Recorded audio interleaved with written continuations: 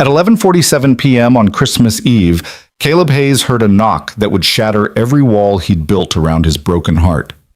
When he opened his apartment door, he found the last person he ever expected, his cold, untouchable CEO boss Miranda Wren, standing in a ruined evening gown with mascara streaking down her face, whispering 3 words that changed everything. Someone followed me. What happened next in that tiny apartment would expose secrets, ignite forbidden feelings, and prove that sometimes the most powerful woman in the room is also the loneliest. If you want to see how this incredible story unfolds, stay with me until the very end. Hit that like button and comment below with the city you're watching from. I want to see just how far this story travels tonight. The television cast blue shadows across Caleb Hayes' living room, the volume turned low enough to provide noise without demanding attention. Some cooking competition played on screen, contestants racing against clocks to create dishes that looked like art. But Caleb couldn't have named a single thing they were making. His eyes stared at the screen without seeing it, the same way he'd learned to stare at most things over the past 3 years. On the coffee table in front of him sat a plate of leftover Chinese takeout, the orange chicken long since gone cold, the rice hardened into unappealing clumps. He'd ordered it 6 hours ago with the best intentions of eating a proper meal, but somewhere between unpacking the containers and sitting down, his appetite had disappeared. It did that often, especially around the holidays. The apartment was small, 2 bedrooms, 1 bathroom, a kitchen that barely fit 2 people standing side by side. The walls held crayon drawings secured with tape, colorful explosions of creativity that his 8-year-old son Eli had produced over the years. A plastic Christmas tree stood in the corner, decorated with ornaments Eli had made at school. Popsicle stick reindeer, painted pine cones, a star fashioned from construction paper and glitter that shed sparkles every time someone walked past it. Caleb had put up the tree for Eli, just like he'd wrapped the presents stacked beneath it. A new tablet, some video games, a telescope Eli had been begging for since September. Just like he'd agreed to let Eli spend Christmas Eve at his best friend Marcus's house, because Marcus's family had traditions, had warmth, had 2 parents and grandparents and cousins who drove in from 3 states away. Eli deserved that. Eli deserved Christmas the way it was supposed to be. Caleb reached for his phone, checking the time. 11:23 p.m. In 37 minutes, it would officially be Christmas Day. Another Christmas without Sarah. He closed his eyes and let his head fall back against the worn cushions of the couch. The apartment was quiet except for the murmur of the television and the occasional groan of old pipes in the walls. Outside, a gentle snow had begun to fall, visible through the window as white flecks drifting past the orange glow of streetlights. Sarah would have loved this. She'd always loved snow on Christmas, said it felt like the world was wrapping itself in clean sheets, giving everyone permission to start fresh. She would have been standing at that window right now, mug of hot chocolate in hand, pointing out particularly large snowflakes to Eli and making up names for each one. But Sarah had been gone for 3 years, 4 months, and 16 days. A drunk driver on a Tuesday afternoon in August, the kind of ordinary tragedy that happened to thousands of families every year, but somehow still felt impossible when it happened to yours. Caleb opened his eyes and stared at the ceiling. He'd repainted it last spring, covering the water stain that had formed near the corner. The new paint was slightly whiter than the old, leaving a patch that caught the light differently. He kept meaning to redo the whole ceiling, but there was never time. Or maybe there was time, and he just didn't have the energy. His phone buzzed. A text from Eli. "Merry Christmas Eve." "Dad, Marcus's mom made cookies and they have 4 kinds of sprinkles. I saved you one, but then I accidentally ate it. Sorry. Love you." Caleb smiled despite himself, thumbing out a quick response. "That's okay, buddy. You can make it up to me by giving me extra hugs tomorrow. Love you too. Have fun." He set the phone down and reached for the remote, cycling through channels. Nothing held his attention. Everything felt hollow. The same way the holidays had felt hollow since that August afternoon, when 2 police officers had knocked on his door and his entire world had collapsed into rubble. The thing about grief that nobody warned you about was how it didn't go away. It just changed shape. The raw, screaming agony of those first months had eventually dulled into something more like a constant ache, a bruise on his heart that never quite healed. He'd learned to function around it, to smile at appropriate times, to carry on conversations about weather and sports, and whatever show everyone was watching. But underneath all of it, the ache remained, pulsing quietly, reminding him of everything he'd lost. Work helped. That was the other thing nobody warned you about. How desperately you could throw yourself into a job you didn't even particularly enjoy, just to have something to fill the hours. Caleb worked as an executive assistant at Wren Technologies, one of the fastest growing tech companies in the city. His boss was Miranda Wren, founder and CEO, a woman whose reputation preceded her like a cold front moving across a weather map. Brilliant, driven, exacting to the point of cruelty. The business magazines loved her. The Ice Queen of Silicon Valley, they called her, or the woman who never sleeps, as if either of those things were compliments. In the 2 years Caleb had worked for her, he'd learned exactly what Miranda Wren expected from her employees: perfection, silence, and the ability to anticipate her needs before she voiced them. She communicated primarily through clipped emails and curt instructions, rarely bothering with pleasantries like please or thank you. Caleb had never seen her smile except in photographs at company events, and even then, the expression looked more like a weapon than an emotion. She terrified most people. Caleb had stopped being terrified about 6 months into the job, mostly because he'd realized something important. When you'd already lost the person you loved most in the world, a demanding boss wasn't nearly as scary as she thought she was. So he did his job. He managed her calendar with military precision, anticipated her coffee order, fielded her calls, organized her travel, and kept her professional life running like a well-oiled machine. In return, she ignored him unless she needed something, which suited Caleb fine. He wasn't looking for a work friend. He was looking for a paycheck and enough distraction to get through each day. The television had landed on a black and white movie, some old romance where men wore fedoras and women spoke in breathless voices. Caleb watched without watching, letting the murmur of vintage dialogue wash over him. 11:47. The knock came sharp and sudden, 3 hard raps against his apartment door. Caleb sat up straight, every nerve suddenly alert. Nobody knocked on his door at midnight on Christmas Eve. Nobody knocked on his door, period, except delivery drivers and the occasional neighbor asking for a cup of sugar. He stood slowly, crossing to the door with cautious steps. His building wasn't in a dangerous neighborhood, but it wasn't in a great one either, the kind of place where you learn to check the peephole before opening up. He pressed his eye to the small circle of glass and felt his heart stutter in his chest. Standing in his hallway, illuminated by the harsh fluorescent light of the corridor, was Miranda Wren. For a long moment, Caleb couldn't process what he was seeing. It was like spotting a polar bear in a tropical rainforest, so fundamentally out of place that his brain refused to accept the image as real. But it was real. She was real. And she looked nothing like the composed, commanding woman who ruled Wren Technologies with an iron fist. Her black evening gown, clearly designer, clearly expensive, was wrinkled and water-stained as if she'd been caught in the snow without a coat. Her hair, usually swept into a severe updo, hung loose around her shoulders in damp tangles.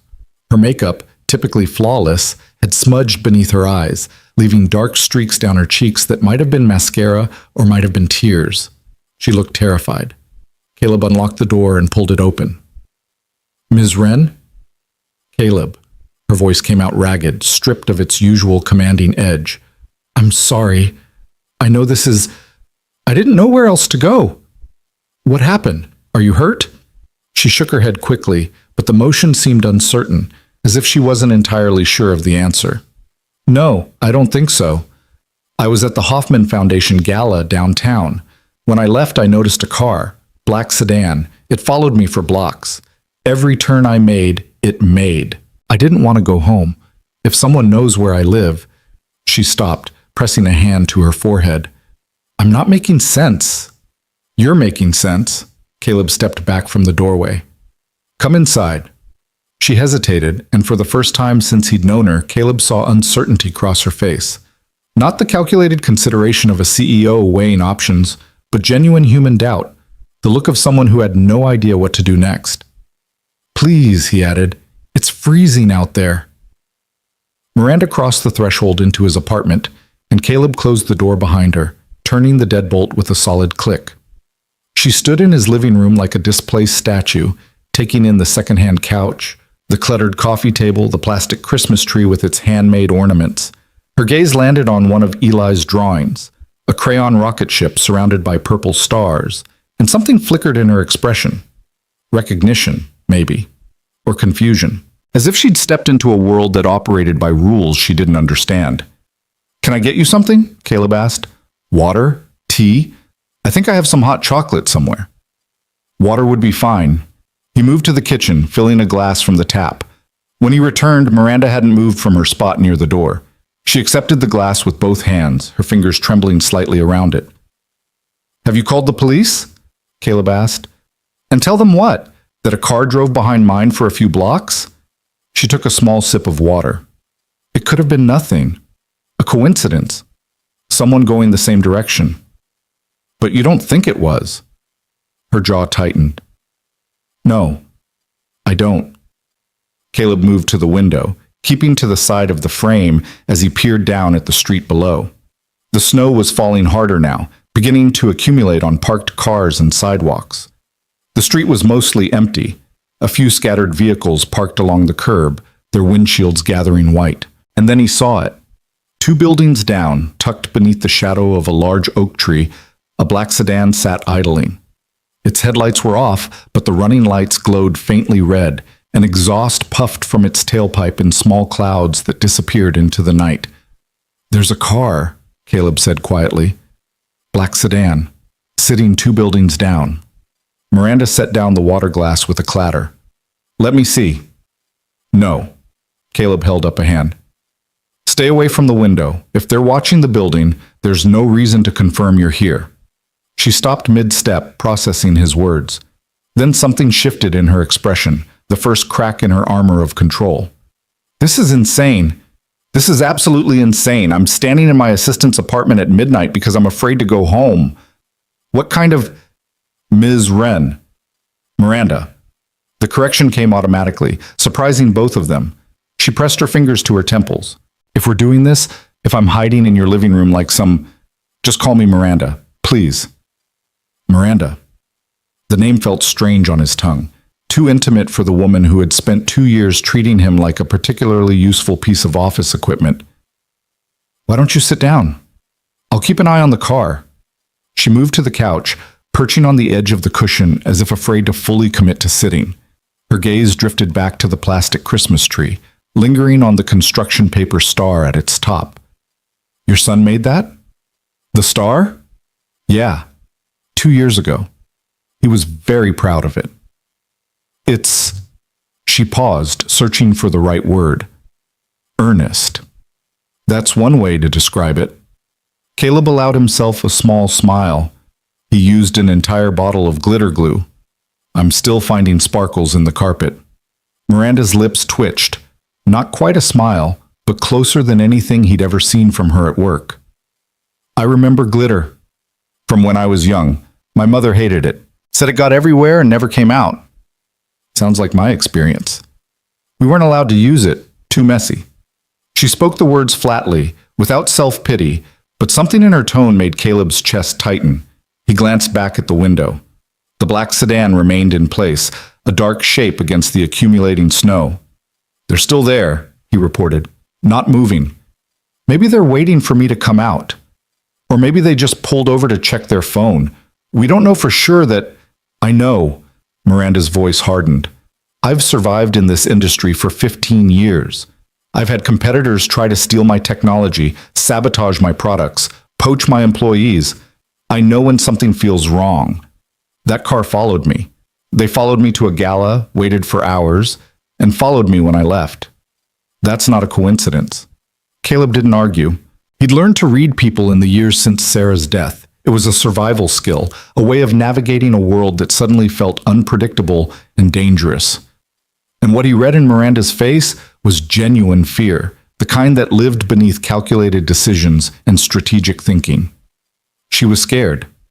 Truly, deeply scared, and she'd come to him. "Why me?" he asked. "What?" "You could have gone anywhere, called anyone. You have security people, lawyers, friends." "Do I?" The question came out sharp, almost bitter. "Name one friend I have, Caleb. One person who isn't on my payroll, who doesn't want something from me." He couldn't. That's what I thought. She folded her arms across her chest, though the gesture seemed more defensive than aggressive. I didn't go to security because I don't know who I can trust there. The head of my security team answers to the board before he answers to me. I didn't go to the police because I don't have anything concrete, and my lawyers would tell me not to make statements without more information. I didn't go home because if someone is following me, leading them to my house seemed like the worst possible option. So you came here. I came here because you're the only person in my life who doesn't want anything from me. She met his eyes, and for a moment, the mask dropped entirely. You do your job. You don't flatter me. You don't gossip about me. You don't angle for promotions or favors. You just show up every day and do your work. She paused, swallowing hard. I thought if there was one person in this city who wouldn't judge me for showing up on their doorstep in the middle of the night looking like a disaster, it might be you. Caleb absorbed her words in silence. He'd spent 2 years assuming Miranda Wren barely noticed he existed, that he was just another cog in the machine of her empire, interchangeable with any other competent assistant. The idea that she'd observed him, evaluated him, filed him away as somehow trustworthy, it shifted something in his understanding of her. I'm not judging you, he said finally. I know. 2 words, soft and certain. That's why I'm here. Outside, the snow continued to fall. Caleb checked the window again and felt a jolt of relief. The car's moving. What? The sedan. It's pulling away. He watched as the vehicle's headlights came on, illuminating a path through the accumulating white. The car pulled slowly away from the curb, turned left at the intersection, and disappeared from view. Miranda stood, moving to join him at the window, though she kept to the side as he had instructed. Together they watched the empty space where the car had been. It could come back, she said. It could. I should go. Now that it's gone, I can call a car, get home safely. In what universe is that the smart move? Caleb turned to face her. If someone was following you, really following you, they know you left the gala, they know you came to this neighborhood. Even if they don't know which building, they might be circling, waiting. I can't stay here. Why not? Because it's completely inappropriate. The words came out with some of her usual sharpness. You're my employee. This is your home. Your son lives here. My son is at a friend's house, and as far as inappropriate goes, I think we crossed that line when you knocked on my door. Might as well see it through. She stared at him, caught off guard by his matter-of-factness. Look, Caleb continued, I'm not suggesting anything improper. I have a couch. It's not fancy, but it's comfortable enough. You can wait here for a few hours, let things calm down, and leave in the morning when there's daylight and people around. That's all. Miranda was silent for a long moment. Then, almost imperceptibly, the tension in her shoulders began to ease. You're being remarkably calm about this, she said. I've had practice. Practice with what? Women showing up at your door in the middle of the night? With handling unexpected situations. He moved past her toward the hall closet, pulling out a spare blanket. 3 years ago, 2 police officers knocked on my door and told me my wife had been killed by a drunk driver. Since then, I've learned that most things that feel like emergencies are actually just problems that need solving. This is a problem. We can solve it. Miranda went still. I didn't know. About your wife. I'm sorry. Thank you. He handed her the blanket. The bathroom is down the hall on the left. I can find you something more comfortable to wear if you want. Sweatpants and a t-shirt aren't designer, but they're warm. She clutched the blanket to her chest, looking lost in a way that had nothing to do with navigation. Yes, that would be good. Caleb disappeared into his bedroom and returned with a pair of gray sweatpants, a faded university t-shirt, and a pair of clean socks. These should fit, more or less. Thank you. She took the clothes but didn't move toward the bathroom. Caleb, why are you being so kind? The question seemed to cost her something, as if admitting she didn't understand kindness was a vulnerability she normally wouldn't allow herself. Caleb considered his answer carefully. Because it's Christmas Eve, because you're scared, and because kindness is free. He shrugged. My wife used to say that. That kindness costs nothing and can change everything. I've been trying to believe it. Miranda blinked rapidly, and Caleb realized with a start that she was fighting tears. I'll let you change, he said quickly, giving her the grace of not acknowledging the emotion. I'll be in the living room, keeping watch. He retreated before she could respond, settling back onto the couch and focusing his attention on the window. The snow fell steadily now, thick flakes spiraling down from a sky the color of lead. The street below remained empty, peaceful in its white accumulation. 10 minutes later, Miranda emerged from the bathroom. The transformation was startling. The formidable CEO reduced to someone who looked almost ordinary in two big sweatpants and a shirt proclaiming State University Athletics. Without her heels, she was shorter than he'd realized, barely reaching his shoulder. Without her makeup, she looked younger, the sharp angles of her face softened by vulnerability. She looked human. Surprisingly, impossibly human. I hung the dress in your bathroom, she said. I hope that's okay. Of course. She hesitated, then crossed to the couch and sat down. Properly this time, not perched on the edge, but settled into the cushions. The blanket pooled around her shoulders. The car hasn't come back? Not yet. Silence stretched between them, but it was a different quality of silence than the ones they shared at work. Less professional, more personal. The television still murmured in the background, the old black and white movie giving way to a Christmas special featuring animated snowmen. Your apartment is nice, Miranda said eventually. You don't have to lie. I'm not lying. It's nice. It has... She searched for words. Personality. Evidence of living. Clutter, you mean. Life. She pointed at the wall of crayon drawings. Those are beautiful. Your son is talented. He'd be thrilled to hear you say that. He's very proud of his artistic abilities. Caleb smiled, thinking of Eli's serious concentration whenever he worked on a new masterpiece. The rocket ship is his favorite. He wants to be an astronaut. Every child wants to be an astronaut. Did you? The question seemed to surprise her. I wanted to be a marine biologist. I was obsessed with whales. Whales? Don't sound so shocked. I was 8. I had a poster of a humpback whale above my bed. Something flickered across her face. Nostalgia, maybe. Or grief for a version of herself that no longer existed. My father thought it was a waste of time. He said ocean science wasn't a real career, not for someone with my intellect. I should focus on mathematics, engineering, business. She shrugged. He was probably right. I wouldn't have lasted a week on a research vessel. You don't know that. I get seasick. Caleb laughed before he could stop himself. The sound seemed to startle both of them. It had been a long time since he'd laughed. Really laughed. And even longer since Miranda Wren had been the cause of anyone's laughter. I'm sorry, he said. I shouldn't... No, it's fine.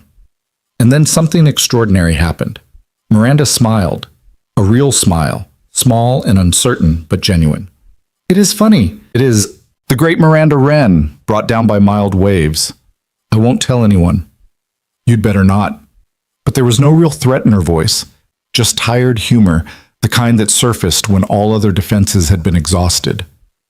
They sat together in companionable silence, watching snow accumulate on the windowsill. Somewhere in the distance, a church bell began to chime. Midnight, Caleb realized. Christmas Day. Merry Christmas, he said quietly. Miranda turned to look at him. In the soft glow of the television and the white light reflected off the snow, her eyes were unguarded in a way he'd never seen before. I hate Christmas, she said. A lot of people do.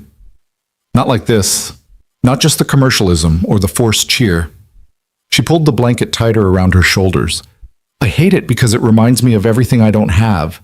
All those movies about families gathered around fireplaces, children opening presents, people who love each other. I've never had that. Not once in my entire life. What did you have? Obligations. Expectations. My parents hosted a Christmas party every year. 200 guests, catered food, a 12-piece orchestra. I was trotted out at precisely 8 o'clock, dressed in whatever designer outfit my mother had selected, to perform gratitude for the expensive gifts I'd been given. At 9 o'clock, I was sent to bed. The party went on without me. Caleb tried to imagine it, a young Miranda in a stiff, formal dress, displayed like an ornament before being put away in a box. That sounds lonely, he said. I didn't know it was lonely. Not then. I thought that was just how Christmas worked." She laughed, but there was no humor in the sound.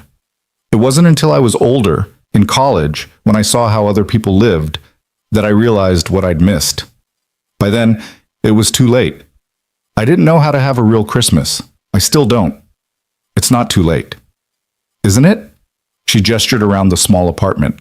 "Look at this place. Look at that tree. Your son made those ornaments with his own hands. There's love in every inch of this room, in every crayon drawing, every mismatched piece of furniture. That's something you can't buy, something you can't manufacture. It has to be built, year after year, with people who care about you." Her voice cracked slightly. "I don't have people who care about me. I have employees who tolerate me and board members who respect my profit margins." "You have more than that." "Do I?" "Name one person who would notice if I disappeared tomorrow. One person who would genuinely miss me, not just miss my signature on their paycheck." Caleb thought about the question. He thought about Miranda at work, her clipped instructions, her impossible standards, the way she moved through the office like a force of nature that expected everyone to bend around her. He thought about the late nights he'd spent fielding her emails, the way she never asked about his life, his son, his grief. And then he thought about now, about the woman sitting on his couch in borrowed clothes, confessing loneliness she'd probably never admitted to anyone. "I would notice," he said. Miranda looked at him sharply, searching for insincerity or flattery. "Not because of the paycheck," he continued, "because despite everything, the impossible hours, the unreasonable expectations, the fact that you've never once asked me how my day was going, you're still a person. You're still someone who matters. And right now, you're sitting in my living room, which means right now, you matter to me." She held his gaze for a long moment. Then, without warning, a tear slipped down her cheek. "I don't know how to respond to that," she whispered. "You don't have to respond." Caleb reached over and gently squeezed her hand, a brief, reassuring touch. "You just have to sit here and let it be true." More tears fell, silent tracks tracing down her face. She didn't sob, didn't make any sound at all, just cried quietly, as if she'd been practicing doing it in private for so many years that she'd forgotten how to cry any other way. Caleb didn't comment on the tears. He just sat beside her, a steady presence in the small apartment while the snow continued to fall and the Christmas special played softly on the television and midnight stretched into the first hours of a new day. Eventually, Miranda spoke again. "I don't know who was in that car. I don't know if they were actually following me or if I imagined the whole thing because I was already on edge." "Why were you on edge?" She exhaled slowly. "The gala was a disaster. Not publicly. Publicly, it was a triumph. We raised $2 million for the Hoffman Foundation. I gave a speech that earned a standing ovation. I smiled for photographs and made small talk with senators and shook hands with people who wanted to be seen with me." She twisted the edge of the blanket between her fingers. "But the whole time I kept thinking, none of this is real. None of these people know me. They know Miranda Wren, CEO. They know a brand, a reputation, a carefully curated image. If the real me walked into that ballroom, the scared, lonely, seasick woman who used to dream about whales, they would run. You don't know that. I do know that. I've spent my whole life proving it." She turned to face him, her expression raw. "Do you know why I'm so hard on my employees? Why I demand perfection? Why I don't tolerate excuses? Because you expect excellence? Because I'm terrified of being seen." The words came out like a confession, pulled from somewhere deep. If I'm always pushing, always demanding, always in control, then no one gets close enough to realize I have no idea what I'm doing. I wake up every morning convinced that today is the day everyone figures out I'm a fraud, that I don't deserve any of what I've built, that I'm still just that little girl in the fancy dress, performing for a room full of people who don't actually care if she exists. Caleb absorbed this revelation in silence. He'd assumed Miranda's severity came from confidence, an excess of certainty that she was right and everyone else was wrong. The idea that it came from the opposite place, from doubt so profound it had calcified into armor, was disorienting. "For what it's worth," he said finally, "you're not a fraud. I've seen you work. I've watched you make decisions that affected thousands of people, and you've made them well. You've built something real, a company that creates jobs, that develops technology, that matters. You did that, Not your image, not your reputation. You. You don't know. I know enough. He held up a hand, gently cutting her off. I know that every time there's a crisis, you're the first one in the office and the last one to leave. I know that when Marcus in accounting had his heart attack last year, you personally called his wife every day for 2 weeks to check on the family. I know that you remember the names of every janitor in the building and that you funded Angela's daughter's surgery when insurance wouldn't cover it, anonymously, so no one would know it was you. He shook his head. Those aren't the actions of a fraud. Those are the actions of someone who cares but is afraid to admit it. Miranda stared at him. How do you know about Angela's daughter? Angela told me. She figured it out. There wasn't anyone else in the company who could have done it. He smiled gently. Your secret is safe, but my point stands. You're not a fraud, Miranda. You're just lonely, and there's no shame in that. A lot of us are. Fresh tears spilled over, and this time Miranda didn't try to hide them. She let them fall freely, her shoulders shaking with silent sobs. Caleb did something then that surprised them both. He moved closer on the couch and put his arm around her shoulders. It was awkward. They were boss and employee, strangers in every way that mattered, but it was also instinctive.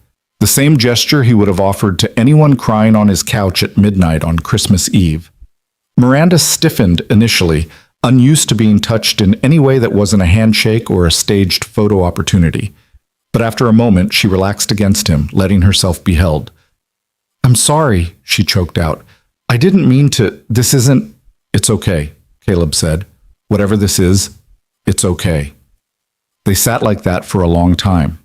The CEO and her assistant, two wounded people clinging to each other in a small apartment while the world outside turned white and quiet. The television played on, forgotten. The plastic Christmas tree glittered in the corner, its construction paper star slightly crooked. When Miranda finally pulled back, her eyes were red, but her expression was clearer. Something had shifted in her, not a complete transformation, but a crack in the wall, a small opening where light could get in. She trailed off, seeming uncertain what came next. You should rest, Caleb finished for her. It's late. You've had a scare. You can sleep here, on the couch, or I can take the couch, and you can have my bed. The couch is fine. She looked down at the cushions beneath her, then back up at him. Caleb, I don't know how to thank you for tonight. You don't have to thank me. Yes, I do. Her voice was firm, some of her usual command returning. What you did, letting me in, not judging, just being here. It's more than most people would do. It's more than I deserve. That's not true. It is true. I've never given you any reason to be kind to me. I've been demanding, dismissive, occasionally cruel. And yet when I showed up at your door in the middle of the night, you opened it. You gave me water and clothes and a blanket. You told me I mattered. She shook her head slowly. Why? Caleb considered the question, turning it over in his mind. Because my wife believed in kindness, he said at last. She believed that everyone was fighting battles no one else could see, that the meanest person in the room might be the one hurting most. After she died, I lost that belief for a while. I was angry, numb, going through motions. But lately, he looked at the wall of crayon drawings, at the rocket ship heading toward purple stars. Lately, my son has been reminding me of who I want to be. He reminds me that his mom would want me to be gentle, to assume the best, to offer kindness even when it isn't earned. He met Miranda's eyes. You didn't earn my kindness tonight, but you needed it. That was enough. Miranda was quiet for so long that Caleb wondered if she was going to respond at all. Then, in a voice barely above a whisper, she asked, Do you think it's too late? To become someone different? Someone who knows how to have a real Christmas, a real life? I don't know, Caleb admitted. I'm still trying to figure that out myself. After Sarah died, I thought my life was over, that the best parts were behind me and I was just going to survive until Eli didn't need me anymore. But surviving isn't the same as living. I'm starting to understand the difference. He paused. I think it's never too late to try, to start small, to let one honest moment turn into another and another until you've built something real. One honest moment at a time, Miranda repeated slowly. It's all any of us can do. She nodded, something like determination settling over her features. Then I think I'd like to try. She met his eyes. Starting now, starting with this, whatever this is. Whatever this is, Caleb agreed. He stood, moving toward the hall closet. I'll get you a pillow. The couch pulls out into a bed if you want more space. The couch is fine as it is. Miranda pulled the blanket around herself again, settling into the cushions. Caleb? He turned back. Merry Christmas. The words sounded strange coming from her, tentative, unpracticed, but also genuine in a way that nothing she'd said to him at work had ever been. Merry Christmas, Miranda. He retrieved a pillow and set it beside her, then headed toward his own bedroom. At the doorway, he paused and looked back. Miranda had curled onto her side on the couch, blanket pulled to her chin, eyes already closing. In the soft glow of the Christmas tree lights, she looked nothing like the formidable CEO who had built an empire through sheer force of will. She looked like someone exhausted, someone who had been running for so long that she'd forgotten how to stop. She looked like someone who might finally be ready to rest. Caleb turned off the overhead light, leaving only the tree illuminated, and retreated to his bedroom. He didn't close the door all the way, some protective instinct keeping him alert, ready to respond if she needed anything. He lay down on top of his covers, still dressed, and stared at the ceiling. Outside his window, the snow continued to fall, muffling the city in layers of white silence. It was Christmas Day.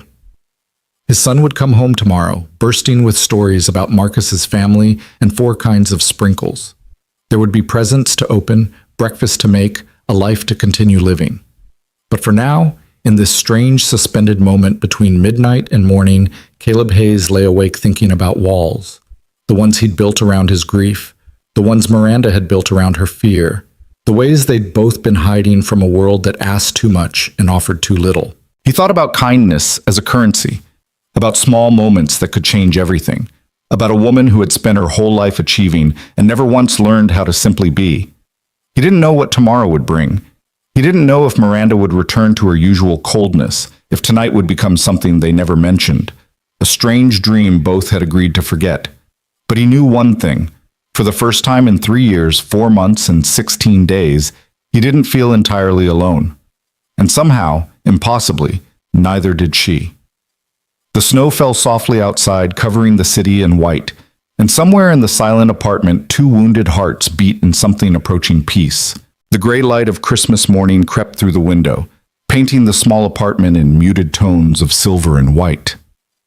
Caleb woke slowly, disoriented for a moment by the unfamiliar weight of having slept in his clothes, the stiffness in his neck from an awkward angle against the pillow.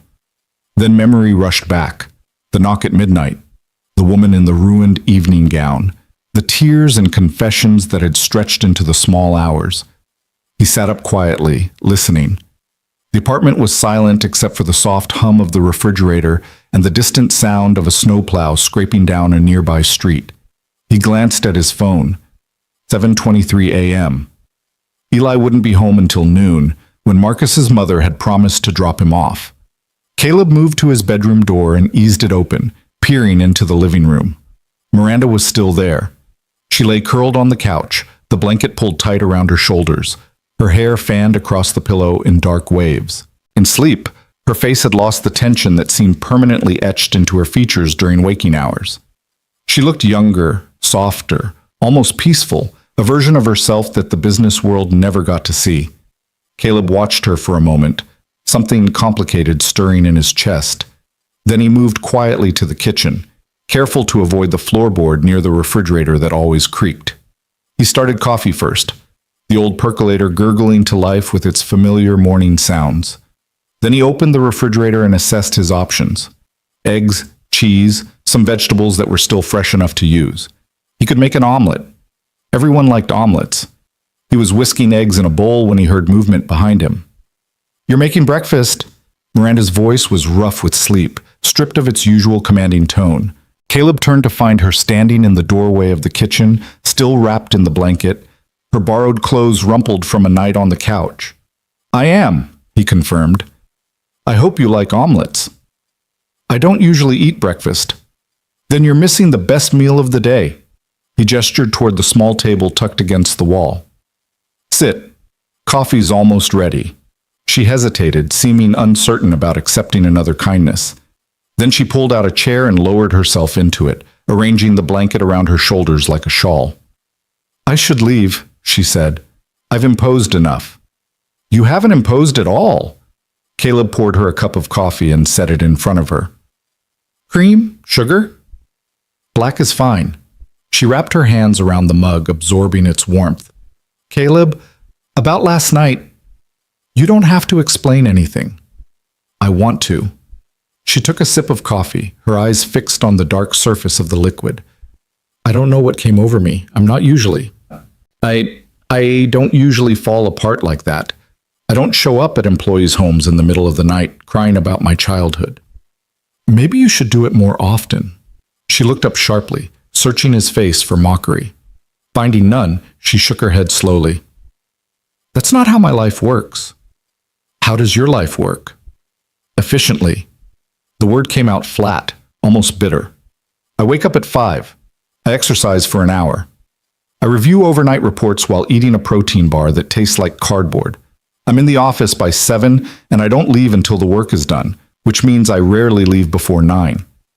I go home to an empty apartment, I answer more emails, and I sleep for approximately 5 hours before doing it all again. That sounds exhausting. It's necessary. She set down the coffee cup. Companies don't build themselves. Empires require maintenance. Caleb turned back to the stove, pouring the egg mixture into a heated pan. My wife used to say something about that. About building empires. What did she say? She said that the people who build empires often forget to build homes. And an empire without a home to return to is just a very elaborate prison. Miranda was quiet for a long moment. Your wife sounds like she was wise. She was. Caleb added vegetables to the omelet, his movements practiced and automatic. She was also stubborn, opinionated, and terrible at admitting when she was wrong, but she saw things clearly. She understood what mattered. Do you miss her? The question was direct, almost blunt, but Caleb didn't mind.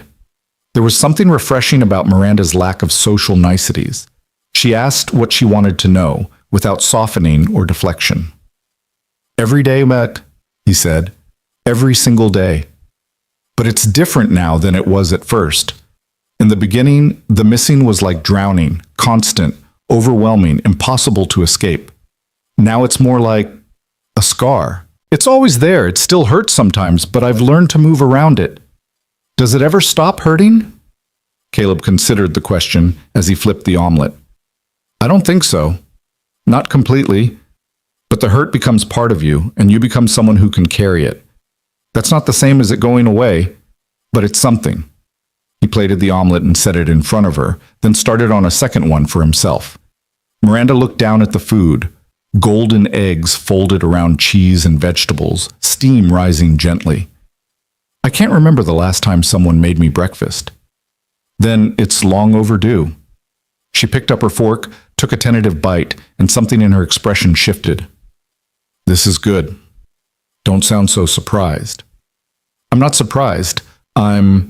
She paused, searching for the right word. Grateful, I think. I'm not very practiced at gratitude. It gets easier with repetition. Caleb sat down across from her with his own plate. Like anything else. They ate in companionable silence, the small kitchen filled with the warmth of coffee and cooked food, and something else, something harder to name. An ease that hadn't existed between them before, born from the strange intimacy of the night. When Miranda finished eating, she pushed her plate aside and looked at Caleb with an expression he couldn't quite read. I need to ask you something, she said, and I need you to be honest with me. I'm always honest. I know, that's why I'm asking you instead of anyone else. She took a breath. What do people really think of me? At the company, when I'm not in the room? Caleb set down his fork. This was dangerous territory, the kind of conversation that could end careers if handled wrong. But she had asked for honesty, and after everything that had happened, he found he couldn't give her anything less. They respect you, he said carefully. Your intelligence, your vision, your work ethic. No one questions that you've earned your position. But they're also afraid of you. Not because you're cruel, you're demanding, but you're not cruel. They're afraid because they don't know how to reach you. You've built walls so high that no one can see over them. And when people can't see you, they fill in the blanks with their own assumptions. Some of those assumptions aren't kind. Miranda absorbed this, her face betraying nothing. What do they assume? That you don't care about them as people. That they're just tools to you, interchangeable parts in a machine. That you'd replace any of them without a second thought if someone more efficient came along. Would I? I don't know. Would you? She was quiet for a long time. Outside, a car passed slowly through the snow-covered street, its tires crunching against the white. I've always told myself that emotions have no place in business, she said finally. That caring about people makes you weak, makes you vulnerable to manipulation. My father taught me that. He said sentiment was a luxury that successful people couldn't afford. She looked down at her hands, wrapped around the empty coffee cup. But lately I've been wondering if he was wrong. If the price of being untouchable is being unreachable. If I've spent so long protecting myself that I've forgotten what I was protecting. What were you protecting? I don't remember anymore. Her voice cracked on the words. I think there used to be someone in here worth protecting. A little girl who dreamed about whales and made glitter cards and believed that someday people would love her just for being herself. But that girl got buried under so many layers of armor that I can't find her anymore. Caleb reached across the table and covered her hand with his own. She's still there. You can't know that. I can, because I saw her last night, in this kitchen, when you cried about never having a real Christmas, in the living room, when you admitted you were scared. That wasn't the CEO. That was the little girl who's been waiting all this time to be seen. Miranda stared at him, tears welling in her eyes. Why do you keep doing that? Doing what? Seeing me. The real me. It's like you can look right through all my defenses and find the parts I've been hiding. She pulled her hand back, wrapping her arms around herself. It's terrifying. I'm sorry. Don't be. She shook her head. I think I needed to be terrified. I think I needed someone to look past the walls and remind me that I built them in the first place, that I chose to be this way, which means I can choose to be something else. Can you? I don't know. She laughed softly, without humor. I'm 42 years old. I've spent 30 of those years becoming this person. The idea of becoming someone different feels impossible. Nate, change is never impossible. It's just hard. Caleb stood and gathered their plates, carrying them to the sink. And you don't have to change everything at once. You just have to start somewhere. Where would I start? He turned on the water, beginning to wash the dishes. That's not for me to say. But if I were you, I might start by asking what you actually want. Not what you've been taught to want. Not what's expected of you. Not what will impress people or maintain your reputation. Just, what do you want? The question hung in the air between them, heavy with implications. Miranda stood and moved to the window, looking out at the Christmas morning world. The snow had stopped sometime during the night, leaving everything blanketed in pristine white. Children were already outside on the street below, building snowmen and throwing snowballs, their laughter rising faintly through the glass. I want to feel something, she said quietly. I want to wake up in the morning and be excited about the day instead of just managing it. I want to have someone to call when something good happens, or something bad, or when nothing happens at all, and I just want to hear another voice. She turned to face him, and there were tears on her cheeks again. I want to matter to someone, not for what I can do for them, not for my money, or my connections, or my power, just for me. Caleb dried his hands and crossed to stand beside her at the window. The children below had started a snowball fight, their bright jackets creating splashes of color against the white. That's not too much to want, he said. Isn't it? I've spent my whole life being told that wanting things makes you weak. That need is a vulnerability. That the safest way to live is to never require anything from anyone. The safest way, maybe, but not the fullest way. He watched a little girl pack a snowball with mittened hands, her face scrunched in concentration. My wife used to say that we're not meant to go through life alone, that humans are built for connection, for community, for love. She said that anyone who tells you otherwise is either lying or so wounded that they've forgotten what they lost. And you believed her? I believe her now. He glanced at Miranda. After she died, I tried to do it alone. I built my own walls, shut people out, convinced myself that needing anyone was too dangerous. If you love someone, you can lose them. That's what I learned when she died. And losing someone you love is the worst pain there is. So what changed? My son. Caleb's voice softened. Eli.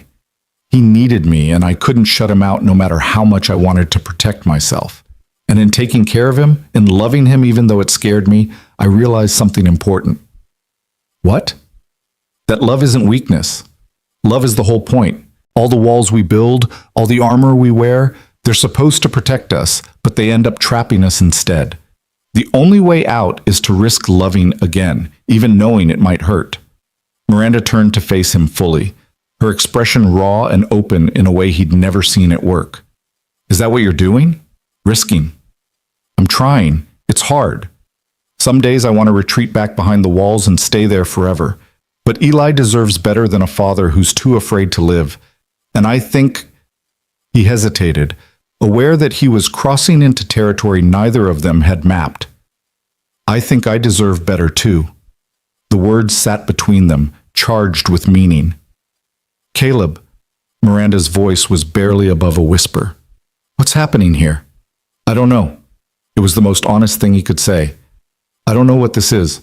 I don't know what it means that you showed up at my door last night, or that you're still here, or that we're standing in my kitchen on Christmas morning talking about things I've never talked about with anyone. Are you sorry I came? No? He said it without hesitation. I'm not sorry. I'm confused and a little scared, but not sorry. Why scared? Because you're my boss. Because this is complicated. Because I spent the last 3 years convincing myself that I was done with feelings, and then you knocked on my door, and I realized I was lying to myself the whole time.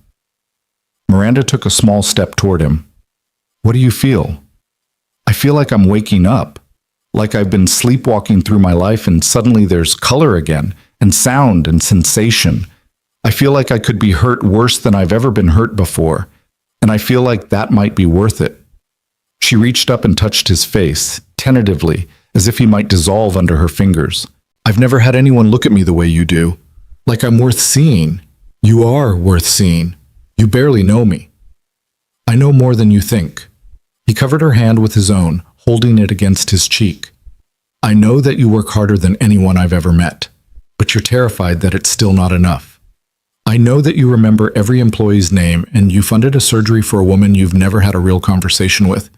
I know that you dreamed about whales and still hate glitter, and you've been lonely for so long that you've forgotten what it feels like not to be. Caleb, I know that you came here last night because you trusted me, and I know that trust doesn't come easy for you. I know that you're brave in ways that most people never have to be, and I know that you're more fragile than you'll ever admit. And I know, his voice caught, I know that you could break my heart if I let you, but I'm starting to think that might be okay. Because having my heart broken would mean I finally felt something again, and that's more than I've had in a very long time. Tears streamed down Miranda's face. She didn't wipe them away. I don't know how to do this, she admitted. I don't know how to be vulnerable. I don't know how to let someone in. I've spent my whole life building a fortress, and now you're standing at the gates asking me to open them, and I'm terrified. You don't have to open them all at once. What if I open them and you don't like what you find? What if you open them and I do? She laughed through her tears, a raw, broken sound that held equal parts fear and hope. You're remarkably stubborn. I have an 8-year-old. Stubbornness is required. The mention of Eli seemed to shift something in the air. Miranda lowered her hand from Caleb's face and took a small step back, though her eyes never left his. Your son is coming home today. Yes. Around noon. I should go before then. This is already complicated enough without involving a child. Caleb wanted to argue, but he knew she was right.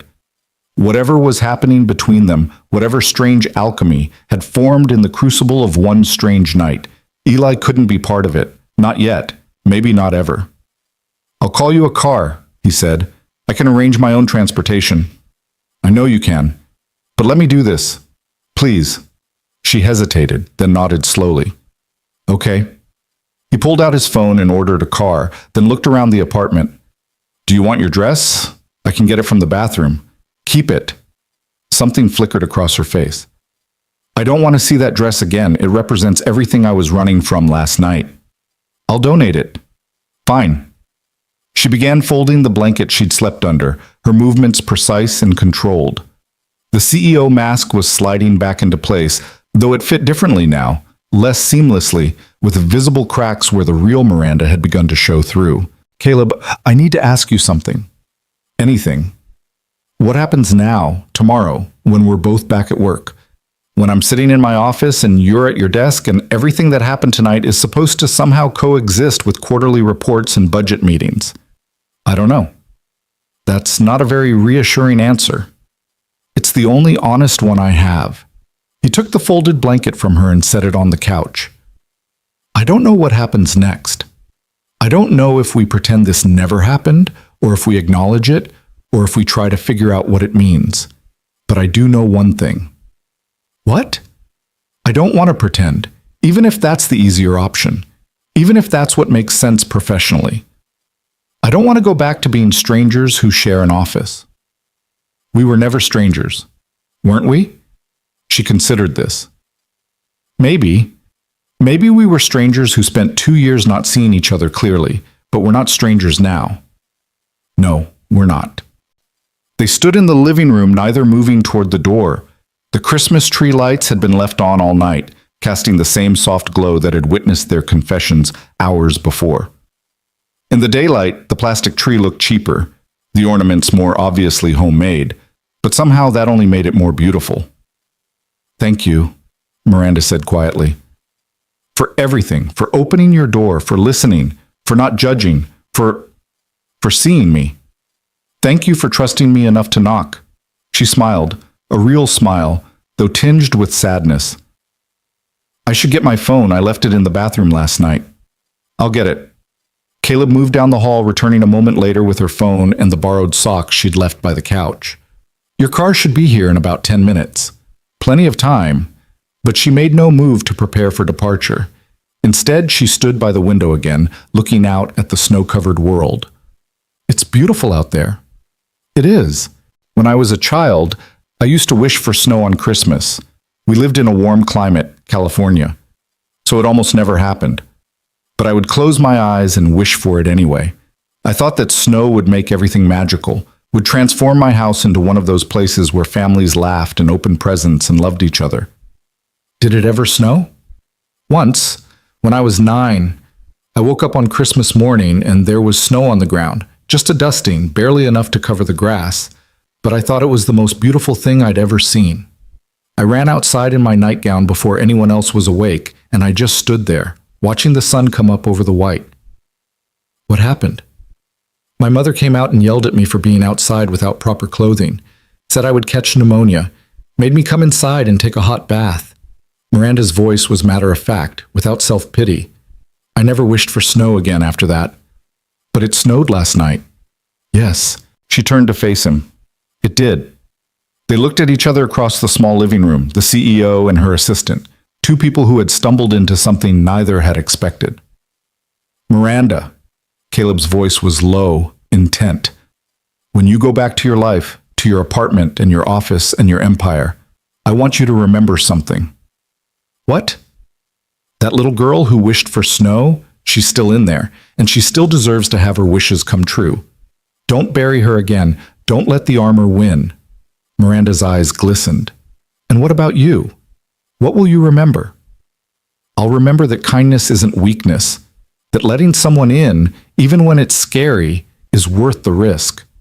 And I'll remember that sometimes, at midnight on Christmas Eve, miracles knock on your door disguised as problems. She laughed softly. I'm a miracle now? You're something. I haven't figured out what yet. Neither have I. She took a step toward him, closing the distance between them until they were barely a foot apart. But I'd like to find out. What are you suggesting? I'm not suggesting anything. I'm just leaving the door open. Whatever happens next, whatever we decide, I want you to know that last night changed something in me, and I don't want to go back to who I was before. You don't have to. I know. She reached up and touched his face again, briefly, tenderly. I know. The moment stretched between them, charged with possibility. Then a car horn sounded from the street below, breaking the spell. That's probably my ride, Miranda said. Probably. Neither moved. I should go. You should. Still, she didn't move, and neither did he. Caleb, this is crazy. You know that, right? I showed up at your door 12 hours ago because I was being followed by a car that may or may not have been a real threat, and now I'm standing in your living room feeling things I haven't felt in decades.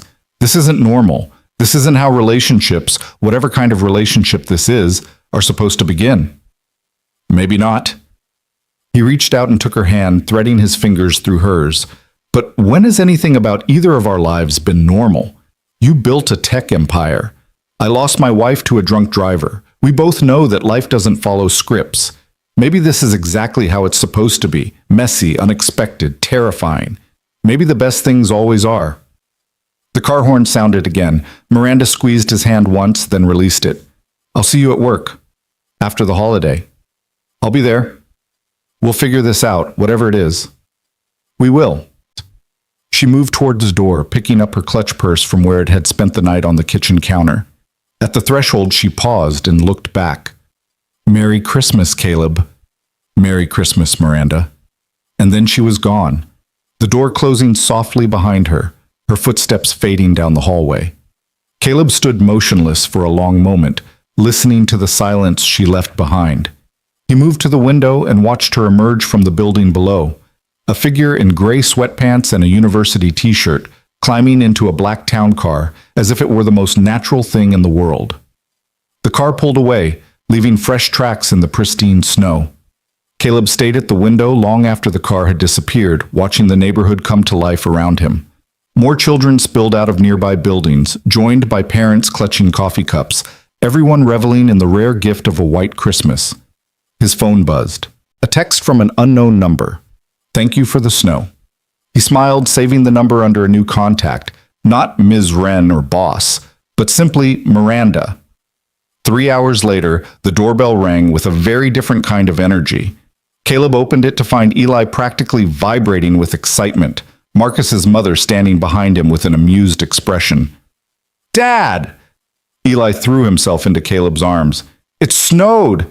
It snowed on Christmas!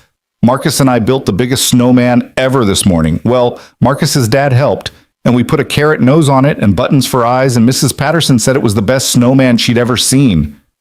That sounds amazing, buddy. Caleb hugged his son tight, breathing in the smell of snow and sugar cookies and pure childish joy. And we made snow angels and had a snowball fight, and I hit Marcus right in the face, but he wasn't mad. He just laughed and threw one back. Eli pulled back, his eyes wide. Did you have a good Christmas Eve, Dad? Were you lonely all by yourself? Caleb thought about the knock at midnight, the woman in the ruined gown, the tears and confessions, and something that felt like hope. I wasn't lonely, he said. I had a visitor. Who? Just someone from work. They needed help with something. On Christmas Eve? Eli wrinkled his nose. That's weird. It was a little weird, Caleb agreed, but sometimes weird things turn out to be good things. You never know. Marcus's mother caught his eye over Eli's head, raising an eyebrow. Caleb shook his head slightly, don't ask, and she smiled, accepting the mystery. Thank you for having him, Caleb said. I hope he wasn't too much trouble. He was perfect. Absolute angel. She ruffled Eli's hair. Merry Christmas, you two. Merry Christmas! Eli raced inside, already shedding his coat and boots in a trail across the floor. Can we open presents now? Can we, Mrs. Patterson let me have extra cookies and I saved one for you. A real one this time, not like the one I accidentally ate. And I want to see if Santa brought the telescope. We can open presents, Caleb said. But first, I know, we light the candle.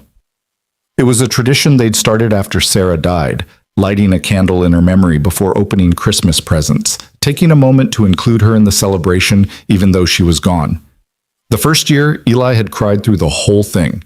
The second year, he'd been quiet and solemn. This year, something was different. Caleb retrieved the candle from its place on the bookshelf, a simple white pillar in a glass holder, and set it on the coffee table. Eli settled beside him on the couch, his excitement momentarily dimmed but not extinguished. "Do you want to light it?" Caleb asked. "Yeah." Eli took the lighter carefully, they'd practiced this, and touched the flame to the wick. The candle caught, casting a warm glow. "Hi, Mom," Eli said softly. "Merry Christmas. I miss you." "Merry Christmas, Sarah," Caleb added. "We miss you every day."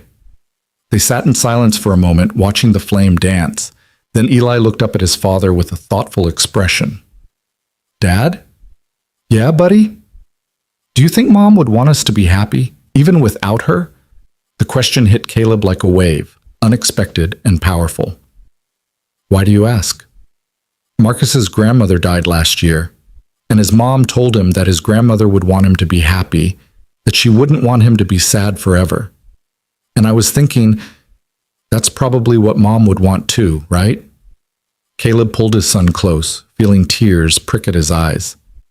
"Yeah, buddy, I think that's exactly what Mom would want. So it's okay if we're happy sometimes, even if we still miss her? It's more than okay, it's what she would want more than anything." Eli nodded seriously, processing this. Then his face brightened. "Okay, can we open presents now?" And just like that, the solemnity broke. Caleb laughed, wiping his eyes. "Yes, let's open presents." The next hour was a blur of wrapping paper and exclamations. Eli shrieked with joy over the telescope, immediately wanting to set it up even though it was broad daylight. He was delighted by the tablet, the video games, the new winter coat that Caleb had worried was too practical to generate excitement. "This is the best Christmas," Eli declared, surrounded by a sea of discarded gift wrap. "Can we use the telescope tonight, if it stops snowing? Please?" "If it stops snowing and the sky is clear, absolutely." Eli grinned and threw his arms around Caleb's neck. "Thank you, Dad, for everything." "You're welcome, buddy." Caleb held him tight. "Thank you for being the best kid in the world." They spent the afternoon building a snowman in the small courtyard behind their building, nowhere near as impressive as the one at Marcus's house, according to Eli's expert assessment, but respectable enough. They made hot chocolate with extra marshmallows. They watched classic Christmas movies on the couch, Eli's head gradually drooping until he fell asleep against Caleb's shoulder. And through it all, Caleb found himself thinking about Miranda. He wondered what she was doing right now, whether she was alone in her expensive apartment, surrounded by luxury but no warmth, whether she was thinking about him too. His phone buzzed, a text from Miranda. "My apartment has never felt emptier than it does today. I keep thinking about your living room, the drawings on the walls, the homemade ornaments, the way it felt like a place where people actually lived. I don't know how to make my space feel like that. I don't know if I can." He typed back, "You can. It just takes time, and maybe some glitter glue." Her response came quickly. "I hate glitter, I know. Start small. Maybe just a plant. A plant. Something you have to take care of. Something that depends on you." A long pause. Then, "I'll think about it. Merry Christmas, Caleb. Merry Christmas, Miranda." Eli stirred against his shoulder, mumbling something about snowmen. Caleb stroked his son's hair, looking around at the cluttered living room, the demolished wrapping paper, the plastic tree with its crooked star, the candles still burning on the coffee table. This was what mattered, he realized. Not empires, not achievements, not the walls we build to protect ourselves. Just this: love, connection, the simple warmth of being with someone who knows you and chooses you anyway. He thought about Sarah, about how she would have loved this Christmas, the snow, the joy, the unexpected visitor who had reminded Caleb that his heart was still capable of opening. He thought about Miranda, about the walls she was starting to let crumble, about the little girl who had wished for snow and finally gotten it. And he thought about himself, about the grief that had shaped him, the fear that had almost consumed him, and the small, stubborn flame of hope that had somehow survived it all. Outside, the snow began to fall again, soft and silent, covering the city in fresh white. The church bells rang in the distance, marking the hours of Christmas Day. And for the first time in 3 years, Caleb Hayes felt like he was finally coming home. The office of Wren Technologies hummed with its usual post-holiday energy when Caleb stepped off the elevator on December 27th. The Christmas decorations still hung in the lobby, corporate-approved garlands and tasteful silver ornaments, but the atmosphere had shifted back to business mode, everyone returning from their brief respites to face overflowing inboxes and looming year-end deadlines. Caleb made his way to his desk, the same desk he'd occupied for 2 years, positioned just outside Miranda's corner office. The space looked exactly as he'd left it. Organized files, dual monitors, the small succulent plant Eli had given him last Father's Day that somehow refused to die despite his inconsistent watering. Everything was the same, and yet nothing was. He set down his bag and glanced toward Miranda's office. The door was closed, the interior dark. She wasn't here yet, unusual given her reputation for arriving before anyone else. His phone buzzed. A text from Miranda. "Running late. Board call went long. Be there by 9. He typed back, "I'll have your coffee ready." "Thank you." 2 words, nothing remarkable. But Caleb found himself staring at them for a long moment, remembering the last time he'd made her coffee, in his small kitchen, Christmas morning, while she sat wrapped in a blanket looking nothing like the woman who commanded this empire. "Hey, Caleb, good holiday?" He looked up to find Derek from marketing approaching, coffee cup in hand, the kind of forced cheerfulness that characterized office small talk. "It was good. Quiet. You?" "Chaos.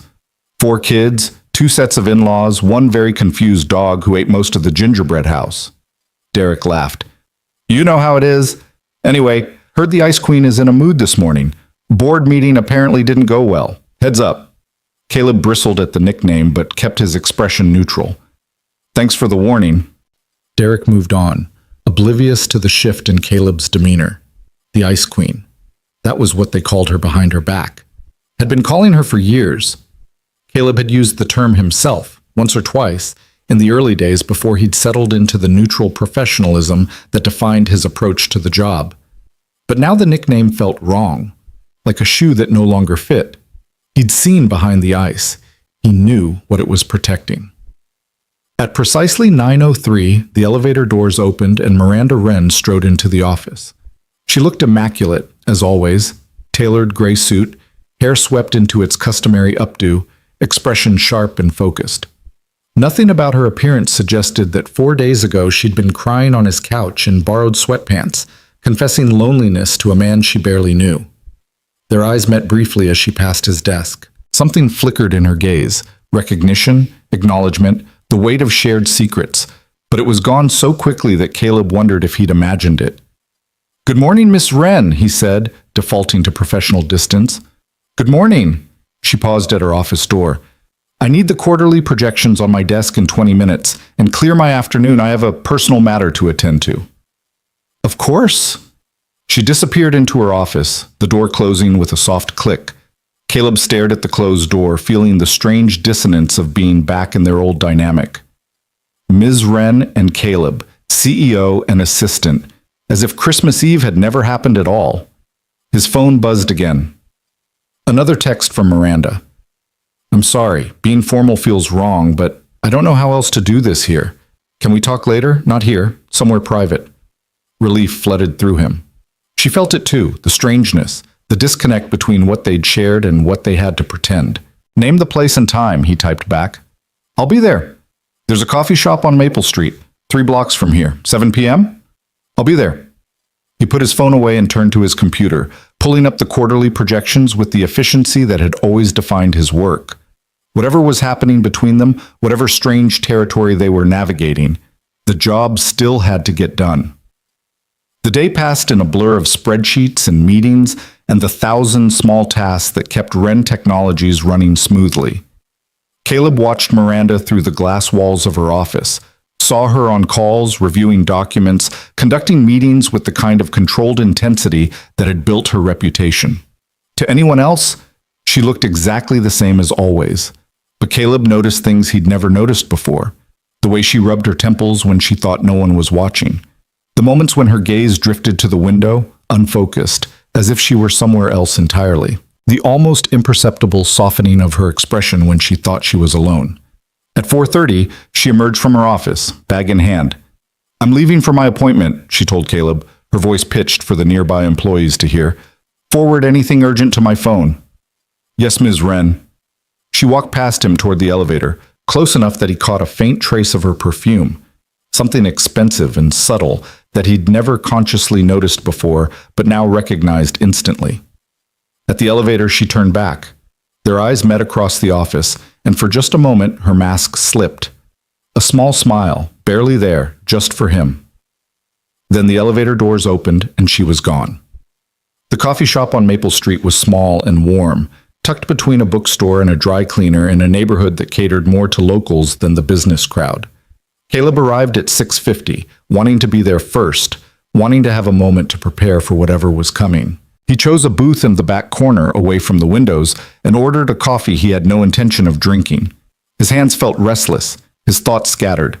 He'd spent the entire day trying to figure out what to say, what to expect, whether the connection they'd forged on Christmas Eve had been real or just the product of extraordinary circumstances. At 7:02, the door opened and Miranda walked in. She'd changed from her office attire into something simpler, dark jeans, a cream-colored sweater, her hair loose around her shoulders the way it had been that night. She looked younger, softer, more like the woman who'd cried in his living room than the CEO who commanded boardrooms. She spotted him and made her way to the booth, sliding into the seat across from him. "Hi," she said. "Hi." They looked at each other, neither quite sure how to begin. The fluorescent lights of the coffee shop cast everything in a different glow than the soft lamplight of his apartment. Harsher, more real. "This is awkward," Miranda said finally. "A little. I've been thinking about it all day. What to say, how to act, whether to pretend nothing happened or—" She trailed off, shaking her head. "I'm not good at this, Caleb. I don't know the rules." "There aren't rules. Not for something like this. There are always rules. In business, in life, in relationships, there are always frameworks, expectations, protocols." She wrapped her hands around the coffee cup the server had placed in front of her. "I've spent my entire life following rules and creating new ones. I don't know how to exist without them." "Maybe that's the problem." She looked up sharply. "What do you mean?" "I mean," Caleb chose his words carefully, "rules are useful for things that can be systematized. Business operations, legal frameworks, strategic planning. But human connection doesn't work that way. You can't create a protocol for feelings. Then how do you know what to do? You don't. You just feel your way forward. Make decisions based on what seems right in the moment, accept that you'll make mistakes and try to learn from them." "That sounds terrifying." "It is." He smiled slightly. "But it's also the only way to actually live. Otherwise, you're just executing a program, not experiencing a life." Miranda was silent for a long moment, her eyes fixed on the dark surface of her coffee. "I've been thinking about what you said," she finally admitted. "About what I actually want. Separate from expectations and achievements and all the things I've been taught to pursue. And I don't have an answer yet, but I've started asking the question which feels like progress." She looked up at him. "I bought a plant." Despite everything, the tension, the uncertainty, the weight of what they were navigating, Caleb laughed. "You did?" "A small one, a succulent. The woman at the store said they're hard to kill, which seemed important given my track record with living things." A small smile played at the corners of her mouth. "It's sitting on my kitchen counter. I've named it Herbert." "Herbert the succulent." It seemed distinguished. "It does." Caleb felt something loosen in his chest. "I'm proud of you." "For buying a plant?" "For starting. For taking a step, even a small one, toward something different." He reached across the table and covered her hand with his. That's how change works. One small step at a time. Miranda looked down at their joined hands. "Caleb, I need to tell you something." "Okay." "The board meeting this morning, it was about me, about concerns some members have regarding my leadership style." She took a breath. "Apparently, several department heads have complained. They say I'm impossible to work with, that I create a culture of fear, that talented people leave because they can't stand being around me. I'm sorry. Don't be. They're not wrong. Her voice was matter-of-fact, clinical almost, but Caleb could see the pain beneath the surface. I've spent years building a reputation for being demanding and difficult. It never occurred to me that reputation might eventually become a liability. What did the board say? They suggested I work with an executive coach, learn to be more approachable. She said the word like it was foreign, something she'd never quite figured out how to pronounce. The irony isn't lost on me. I've spent my entire career proving I'm strong enough to lead, and now they want me to be softer. There's a difference between being soft and being human. Is there? Yes. Caleb squeezed her hand. Being soft means being weak, letting people walk over you, compromising your standards. Being human means acknowledging that you're not perfect, that you need connection, that leading people requires actually caring about them. The second one isn't a weakness, it's a strength. Miranda pulled her hand back, wrapping both around her coffee cup as if seeking warmth. I don't know how to care about people in a way that doesn't make me vulnerable. Every time I've let someone in, they've used it against me. Business partners who exploited my trust, friends who sold stories to the press. Even my own parents used my affection as a tool to manipulate me. Not everyone will hurt you. How do you know? I don't. Not for certain. But I know that closing yourself off completely guarantees a certain kind of pain. The pain of never being known, never being loved for who you really are. That might feel safer than risking betrayal, but it's not actually safe. It's just a different kind of damage. She was quiet for a long time, her gaze distant. When she spoke again, her voice was barely above a whisper. I'm scared, Caleb. I'm genuinely scared. Not of the board, not of losing my position. I've prepared for that. I have contingencies. I'm scared of what's happening between us. So am I. You are? Of course I am. I spent 3 years convincing myself I was done with feelings, done with risk, done with anything that could hurt me the way losing Sarah did. And then you knocked on my door and I realized I was lying to myself the whole time. He leaned forward. I'm terrified. But I'm also more awake than I've been in years, and I don't want to go back to sleep. Miranda's eyes glistened. What if we destroy each other? What if we save each other? That's not how it works. People don't save each other. They just share the weight for a while. Then share the weight with me. He held her gaze. I'm not asking for forever. I'm not asking for certainty or guarantees or a 5-year plan. I'm just asking for a chance to see what this could be. And work? How do we handle work? We figure it out one day at a time. Maybe it's impossible. Maybe we're setting ourselves up for disaster, but maybe we're not. The only way to know is to try. Miranda took a shaky breath. I've never been good at trying things that might fail. I know, but failing isn't the worst thing that can happen. The worst thing is never trying, spending your whole life in the safe zone, never taking risks, never experiencing the highs because you're too afraid of the lows. He smiled gently. You built a tech empire from nothing. You convinced investors to fund an idea that everyone said was crazy. You took risks that would have terrified most people. You can do this too. This is different. Why? Because business is logical. There are metrics, projections, risk assessments. If something fails, you analyze what went wrong and adjust your strategy. But this, she gestured between them. There's no playbook for this. No data to analyze, just feelings and intuition and all the messy, unpredictable things I've spent my life trying to avoid. Welcome to being human. She laughed, a short, surprise sound that seemed to catch her off guard. You make it sound simple. It's not simple. It's the hardest thing in the world, but it's also the most important. He paused, considering his next words carefully. When Sarah was alive, I thought I understood what mattered. Love, family, connection. I had all of it, and I took it for granted, assumed it would always be there, and then she was gone, and I realized I'd never fully appreciated what I had. Caleb, after she died, I swore I'd never make that mistake again. I'd hold on to the people who mattered, tell them how I felt, Never assume I had more time, but instead of doing that, I closed off. I protected myself by not feeling anything at all. He met her eyes. You reminded me of what I'd forgotten.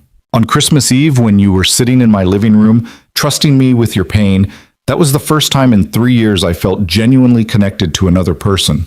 I don't want to lose that. Neither do I. Her voice was raw. But I don't know how to hold on to something without trying to control it. I don't know how to trust without expecting betrayal. I don't know how to be vulnerable without feeling like I'm handing someone a weapon. Then we learn together. We take it slow. We make mistakes and forgive each other for them. He reached across the table again, and this time she didn't pull away. I'm not asking you to change overnight.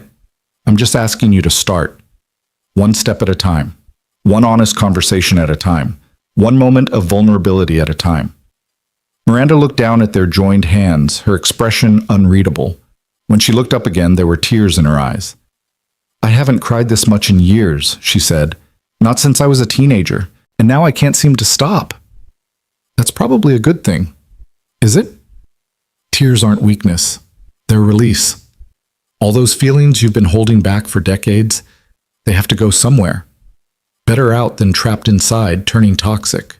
She wiped her eyes with her free hand, a gesture that seemed almost foreign to her. What do we do now? Now? We finish our coffee. We talk about something other than trauma and fear and the weight of the world. We get to know each other, not as boss and employee, but as two people who might become something more. Like a date? Like a start. Something shifted in Miranda's expression. A softening, a release of tension she'd been holding since she walked through the door. Okay, she said. Tell me something I don't know about you. Something you don't know? Caleb considered. I play guitar, badly.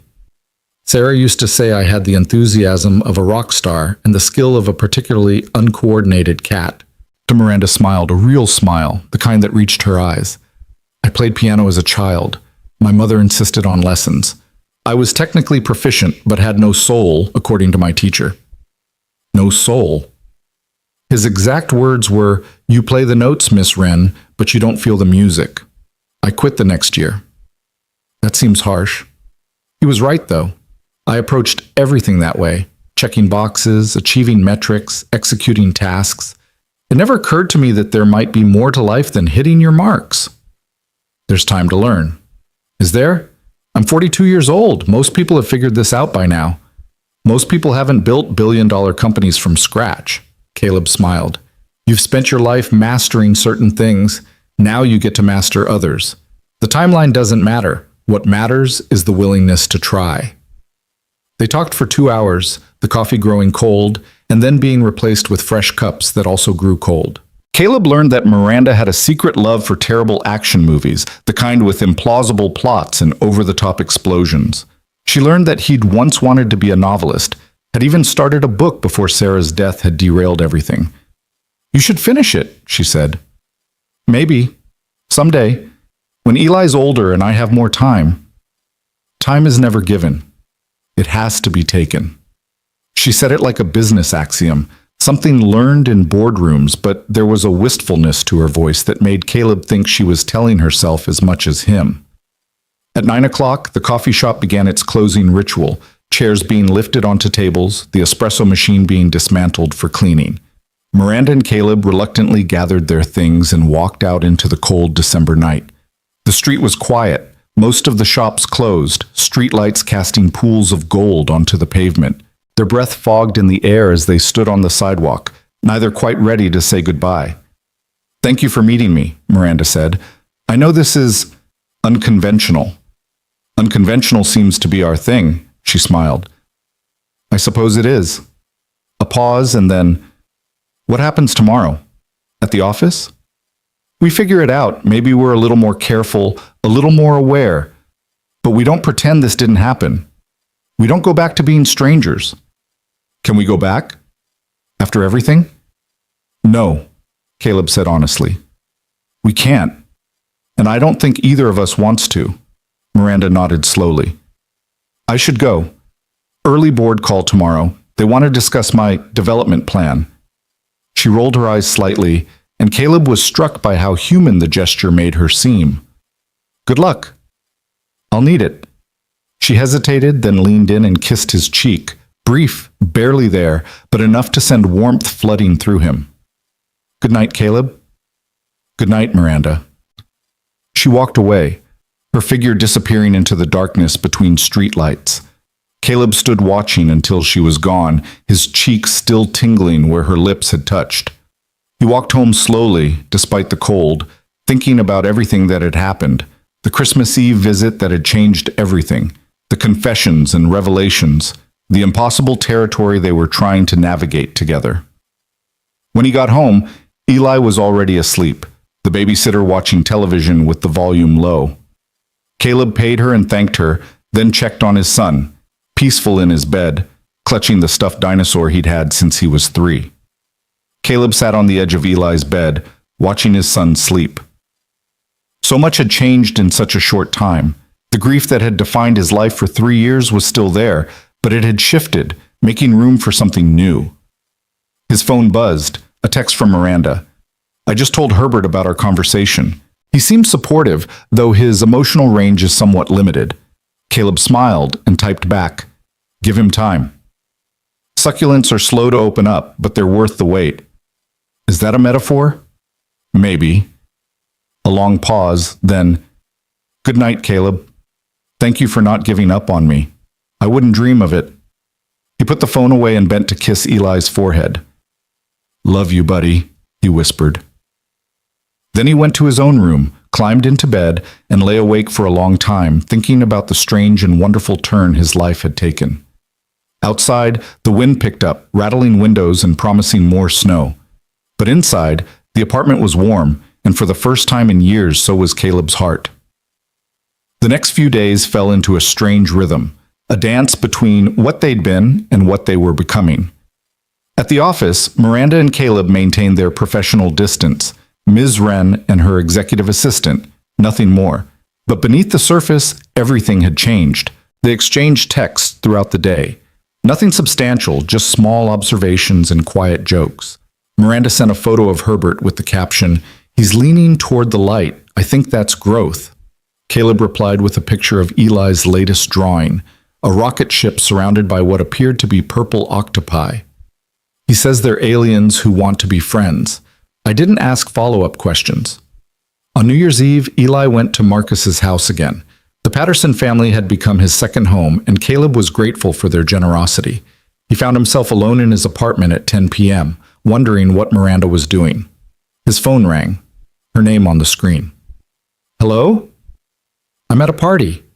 Her voice was barely audible over the background noise. "The Hendersons' annual New Year's Gala. 300 of the city's most influential people, all drinking champagne and pretending they enjoy each other's company. Sounds delightful." "It's torture." A pause. "I keep thinking about your living room. How warm it was. How real." Another pause. "I wanted to hear your voice." Caleb felt something expand in his chest.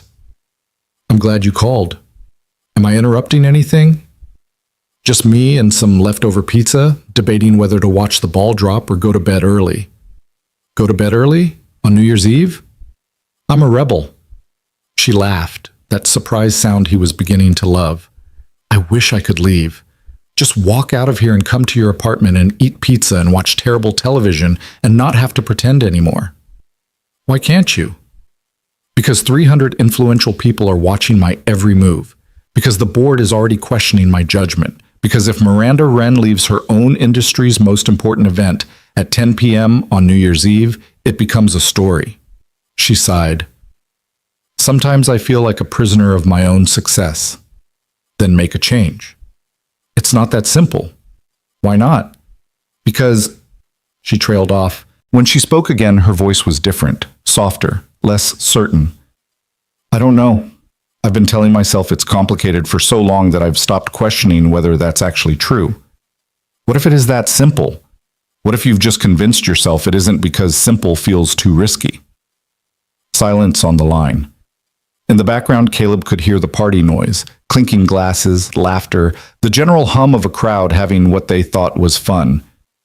"You're too smart for your own good," Miranda finally said. I learned from the best. Flattery will get you everywhere. Another pause. I should get back. Someone important is probably looking for me. Okay. Happy New Year, Miranda. Happy New Year, Caleb. Her voice was warm despite the distance. Thank you for answering. Always. She hung up and Caleb sat in the silence of his apartment, phone still in hand. Outside, he could hear the distant sounds of celebration. Fireworks, car horns, people shouting with joy. Another year ending, another beginning. At 11:58, his phone buzzed. A text from Miranda. I'm leaving. He typed back. What about the 300 influential people? They'll survive. Some things are more important than influence. He stared at the message, heart pounding. Where are you going? I don't know yet. Maybe for a drive, maybe to clear my head, maybe... The message ended there, unfinished. Caleb waited, watching the screen, willing another text to appear. At exactly midnight, as fireworks exploded across the city and a new year began, his doorbell rang. He opened it to find Miranda standing there, still in her elegant gala dress, snowflakes catching in her hair, her eyes bright with something that looked like fear and hope tangled together. I couldn't stop thinking about it, she said. What you said about simple, about risk, about choosing warmth over obligation. She took a breath. So I left. I just walked out. And I drove. And I kept driving. And somehow I ended up here. Miranda, I don't know what I'm doing, she continued, the words rushing out. I don't have a plan. I don't have a strategy. For the first time in my life, I'm acting on pure feeling, and it's terrifying. And I don't know if this is the bravest thing I've ever done or the stupidest. Caleb stepped aside, wordless, and she came in. They stood in his living room, the same room where everything had begun a week ago, while outside the city celebrated and fireworks painted the sky in bursts of color. Happy New Year, Caleb said quietly. Miranda looked at him, really looked, with none of the walls or masks that usually armored her. Happy New Year. And then, without planning or strategy or any of the careful calculation that had governed her life, she stepped forward and kissed him. It was not a brief kiss, not a tentative exploration. It was a choice, a declaration, a bridge burned between the person she had been and the person she was trying to become. When they finally pulled apart, both breathless, Miranda's eyes were shining with tears. I don't know how to do this, she whispered. Neither do I. Caleb cupped her face in his hands. But I want to learn, with you, whatever that looks like. Even though I'm difficult, even though I'm closed off and demanding and probably impossible to love, you're not impossible, you're just unpracticed. He smiled. And for the record, I don't think you're as difficult as you think you are. I think you're scared, and fear makes people build walls, but the fact that you're here, right now, choosing to be vulnerable, that tells me everything I need to know about who you really are. Miranda leaned into him, her forehead resting against his chest. I'm tired, she admitted. I'm so tired of being strong all the time, of never letting anyone see me struggle, of carrying everything alone. Then stop carrying it alone. He wrapped his arms around her, holding her close. That's what this is. That's what we're building. A partnership where neither of us has to be invincible. They stood like that for a long time, wrapped in each other, while the new year settled around them like fresh snow. The first week of January brought a cold snap that locked the city in ice, sidewalks treacherous, and breath visible in sharp white clouds. Caleb navigated the frozen streets carefully each morning, thinking about how his life had transformed in ways he couldn't have imagined just 2 weeks ago. The grief that had defined him for 3 years hadn't disappeared.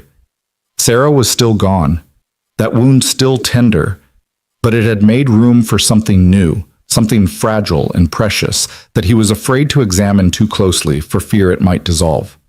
Miranda had left his apartment in the early hours of New Year's Day, slipping out before dawn with a kiss that lingered and a promise to call. She had called every day since, sometimes just for a few minutes, and sometimes for hours, their conversations ranging from the profound to the mundane. He learned that she hated mornings despite her reputation for early arrivals, that she survived on coffee and willpower until noon. She learned that he had an irrational fear of pigeons stemming from a childhood incident he refused to fully explain. At the office, they maintained their professional facade with careful precision, Ms. Wren and Caleb, CEO and assistant, nothing more than polite colleagues. But beneath the surface, everything had changed. Their eyes met across conference rooms with a shared understanding that no one else could see. Their hands brushed when exchanging documents, electricity crackling in the brief contact. Every interaction was layered now, weighted with secrets. It was exhausting and exhilarating in equal measure.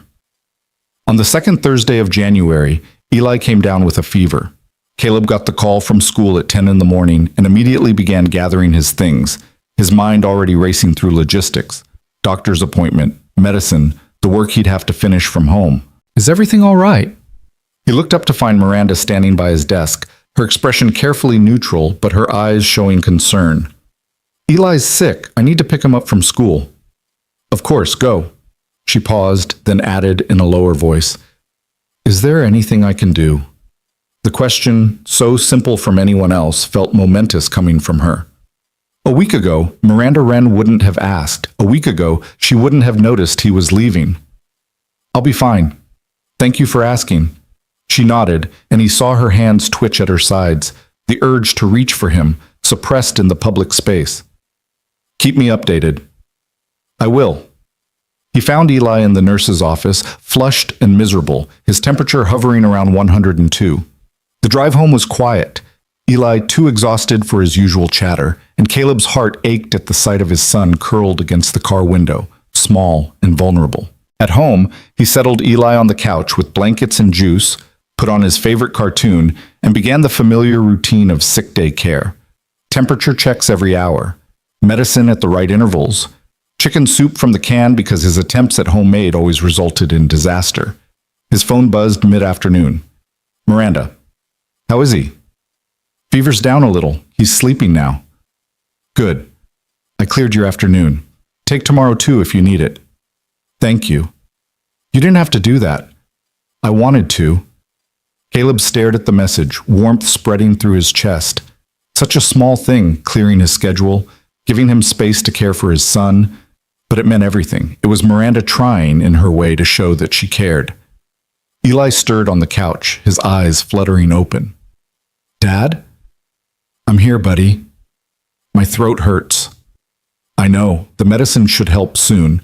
Caleb brushed the damp hair from Eli's forehead. Do you want more juice? Eli nodded weakly, then asked in a scratchy voice, Dad, who keeps texting you? What do you mean? Your phone keeps buzzing. Is it work? Caleb hesitated. He hadn't told Eli about Miranda, hadn't figured out how to explain something he barely understood himself. But his son was perceptive, had always been perceptive, and lying felt wrong. It's someone from work, he said carefully. A friend. A lady friend? Despite everything, Caleb smiled. Where did you learn that term? Marcus's sister says it about her boyfriend. Eli's eyes, though fever bright, held a knowing gleam. Is she your lady friend, Dad? I don't know yet, buddy. Maybe. We're still figuring it out. Eli considered this, his 8-year-old mind processing. Is she nice? She's complicated. But yes, she's nice. Does she make you happy? The question, so direct and innocent, hit Caleb harder than any adult inquiry could have. He thought about Miranda, her walls and fears, her tentative steps toward vulnerability, the way she was trying so hard to become someone new. He thought about how she made him feel, seen, challenged, alive in ways he'd forgotten were possible. She does, he admitted. She makes me happy. Eli nodded solemnly, as if this was the only answer that mattered. Then I hope she keeps making you happy, Dad. You deserve to be happy. Caleb blinked back unexpected tears. When did you get so wise? Mrs. Patterson says I'm an old soul. Eli yawned, already drifting back toward sleep. Dad? Yeah, buddy. I'm glad you have a lady friend. Mom would want you to have a lady friend. The words hung in the air as Eli's eyes closed, his breathing evening out into the rhythm of sleep. Caleb sat motionless, his son's casual certainty echoing in his mind. Mom would want you to have a lady friend. He picked up his phone and typed a message to Miranda. He's okay. Fever's down. He asked about you. Her response came quickly. He knows about us? He knows there's a lady friend from work who makes me happy. That's as much as he needs to know for now. A lady friend. I suppose that's one way to describe it. Do you have a better term? A pause, then. Not yet. But I'm open to suggestions. Caleb smiled, setting the phone aside to focus on his son. Whatever they were building, it was real. And for the first time in years, that felt like enough. Eli recovered within a few days, his resilience bouncing him back to full energy with the speed only children seem to possess. By Sunday, he was complaining about being stuck inside and begging to go to the park. All traces of illness vanished. Caleb took him to the playground near their apartment, the one with the rocket ship climbing structure that Eli had loved since he was 3. The January cold had given way to a mild spell, temperatures hovering just above freezing, and the park was filled with families taking advantage of the relative warmth. He sat on a bench watching Eli scale the rocket ship, thinking about how much his son had grown. 8 years old already. Where had the time gone? It felt like yesterday that Sarah had held their newborn in her arms, tears streaming down her face as she whispered hello to the tiny person they'd created together. His phone buzzed. Miranda, what are you doing? At the park with Eli. He's fully recovered and determined to prove it by climbing everything in sight. That sounds nice. It is. What are you doing? Staring at quarterly projections that make no sense. The finance team has some explaining to do tomorrow. Caleb smiled at the image. Miranda at her desk on a Sunday afternoon, scrutinizing spreadsheets with the intensity she brought to everything. Some things didn't change, even as she was changing in other ways. You should take a break, he typed. Even CEOs need rest. I don't know how to rest. It's a skill I never developed. It's never too late to learn. You keep saying that because it's true. A long pause. Then, I want to meet him. Eli. Caleb's fingers hovered over the screen. This was new territory, the intersection of his 2 lives, the part he'd been carefully keeping separate. Are you sure? No, I'm terrified. But I keep thinking about what you said, about wanting things and being brave enough to pursue them. I want to be part of your whole life, Caleb, not just the parts that happen after 8 p.m. when your son is in bed. He looked up at Eli, who had reached the top of the rocket ship and was waving triumphantly. His son. His whole world for 3 years. And Miranda, who was becoming something new and precious and equally important. Okay, he typed. Let's figure out how to make that happen. They arranged it for the following weekend, a casual meeting, low pressure, at the coffee shop on Maple Street that had become their place. Caleb prepared Eli with careful explanations. There was someone special he wanted Eli to meet, a friend from work, someone who was becoming more than a friend. Eli absorbed this with his typical seriousness. Is this the lady friend you told me about? Yes. The one who makes you happy? Yes. Okay. Eli shrugged, already moving on to more pressing concerns. Can I get hot chocolate? Miranda arrived at the coffee shop first, a strategic choice she'd made without explaining, wanting to be settled, composed, not caught off guard by walking in. She wore jeans and a soft sweater, her hair down, looking more like the woman who'd shown up at Caleb's door on Christmas Eve than the CEO who commanded boardrooms. When Caleb walked in with Eli, Miranda felt her heart stutter. The boy was small for his age, with his father's dark hair and Sarah's eyes. She'd seen photos on Caleb's desk, knew the genetic inheritance. He looked around the coffee shop with open curiosity, taking in the cozy space with the unguarded wonder that children possessed. She stood as they approached, suddenly aware of her hands. What did people do with their hands in these situations? And managed what she hoped was a warm smile. Eli, this is Miranda, Caleb said.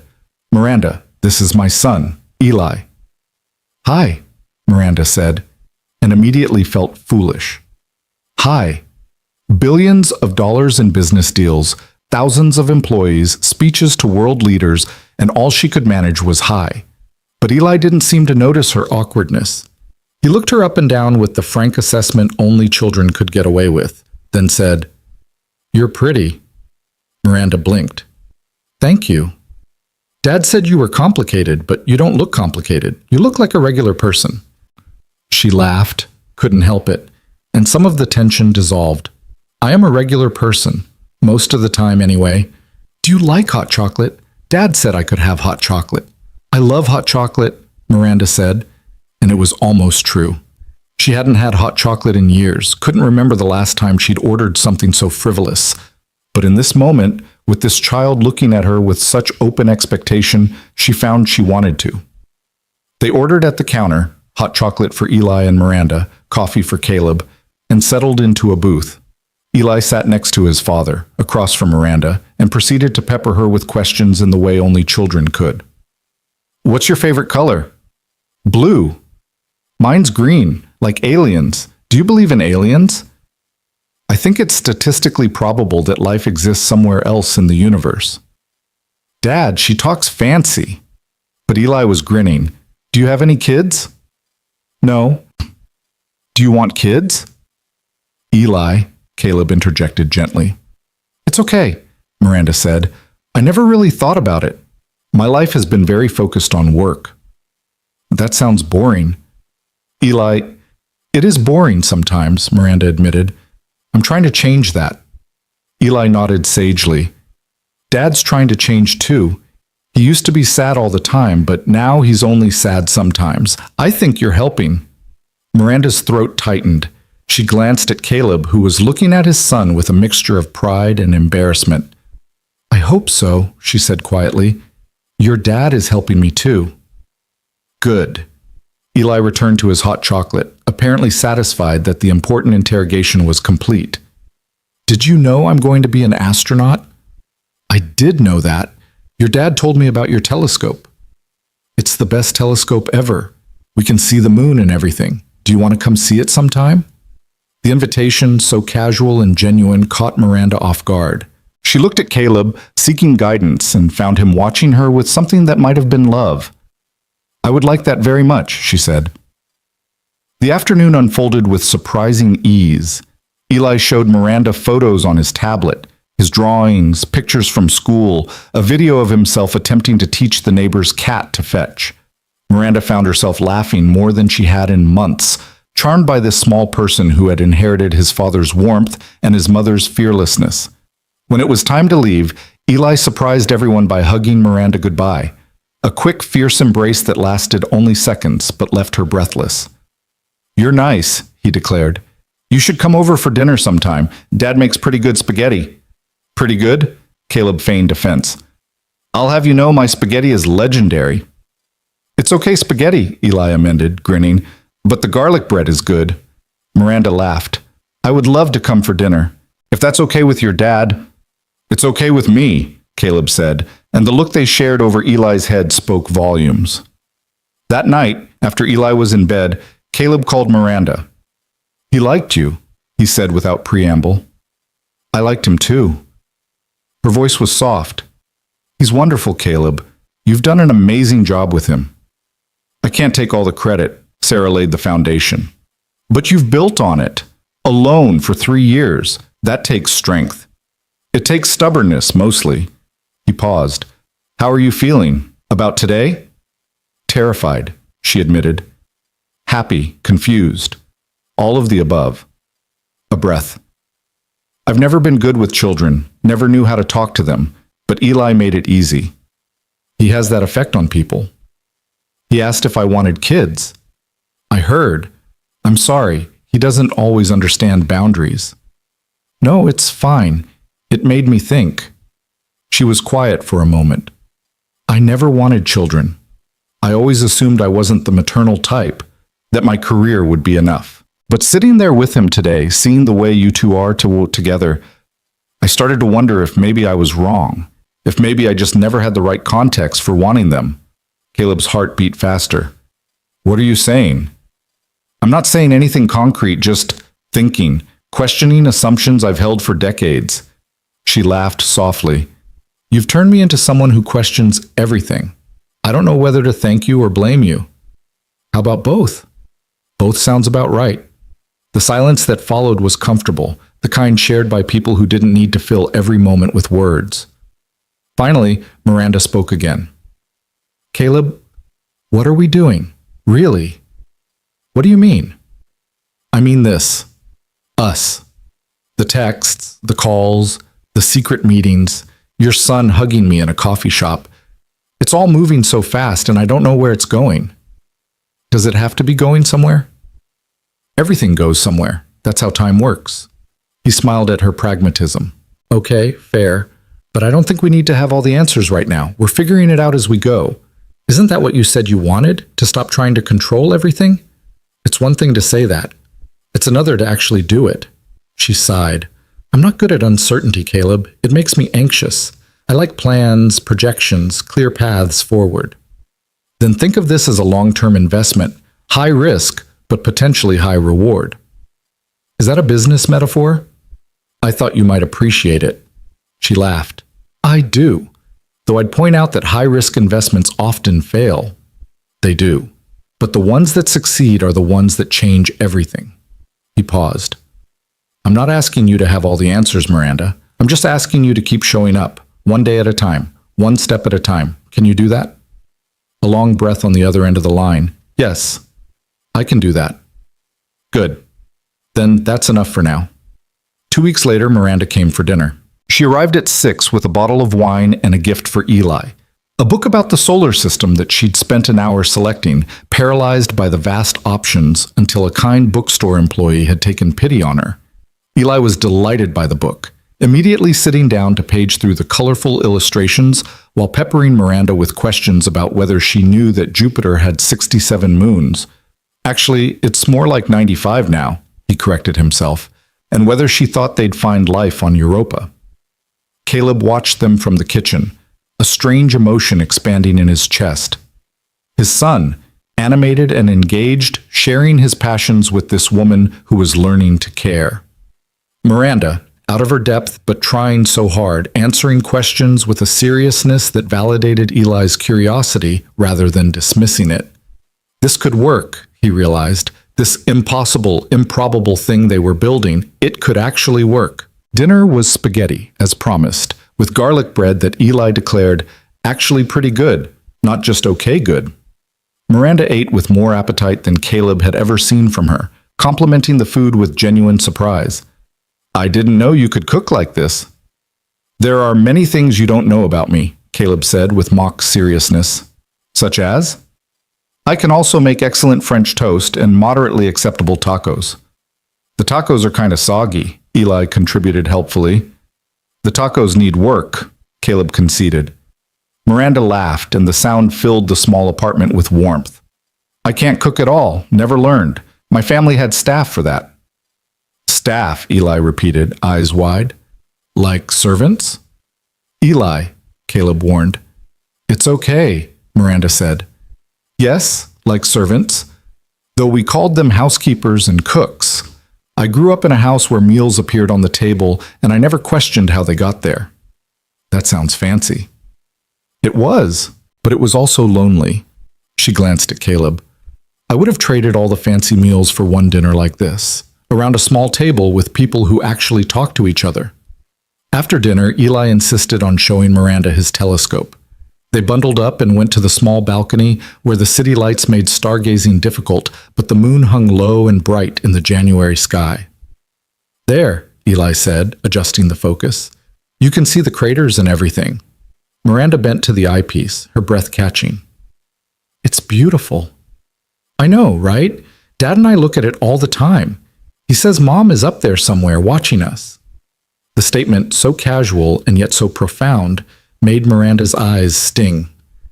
She straightened and looked at Caleb, who stood in the doorway with an expression of quiet pain and gentle hope. I think she would be very proud of you, Miranda said to Eli. Both of you. Later, after Eli had been put to bed, protesting that he wasn't tired even as his eyes drooped, Miranda and Caleb sat on the couch in the quiet living room. The Christmas tree was gone now, packed away until next year, but Eli's drawing still covered the walls and the apartment still held that sense of lived-in warmth that Miranda had noticed the first night. Thank you for tonight, she said quietly, for letting me into this part of your life. Thank you for wanting to be here. She leaned into him, her head resting on his shoulder. He's amazing, Caleb. You've raised an amazing kid. He has his moments. I'm serious. The way he talks about the stars, the questions he asks, he's going to do great things someday. I hope so. Caleb wrapped his arm around her.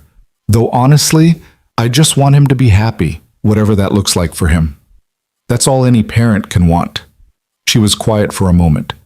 My parents wanted success for me. Achievement, accolades, tangible metrics they could point to. I don't think they ever asked if I was happy. Maybe they didn't know how. Maybe. Or maybe happiness wasn't part of their value system. She sighed. I spent so long chasing what they wanted, proving I was worthy of their standards. And now they're both gone.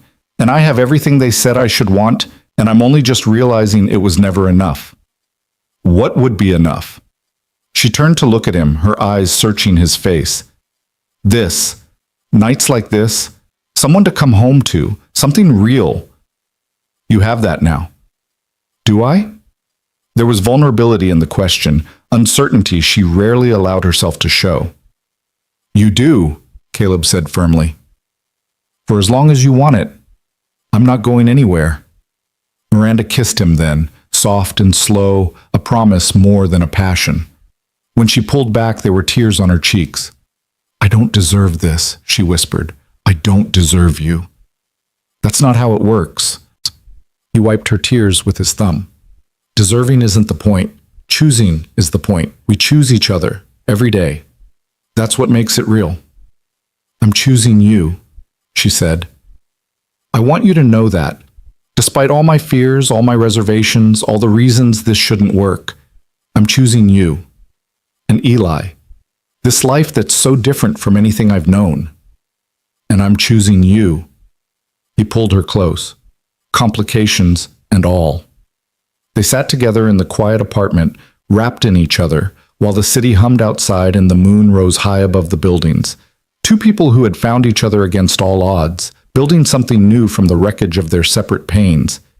It wasn't perfect, it wasn't easy, but it was real, and it was growing, and for now, that was more than enough. The next morning, Caleb woke to find a text from Miranda, sent at 3 a.m. I couldn't sleep.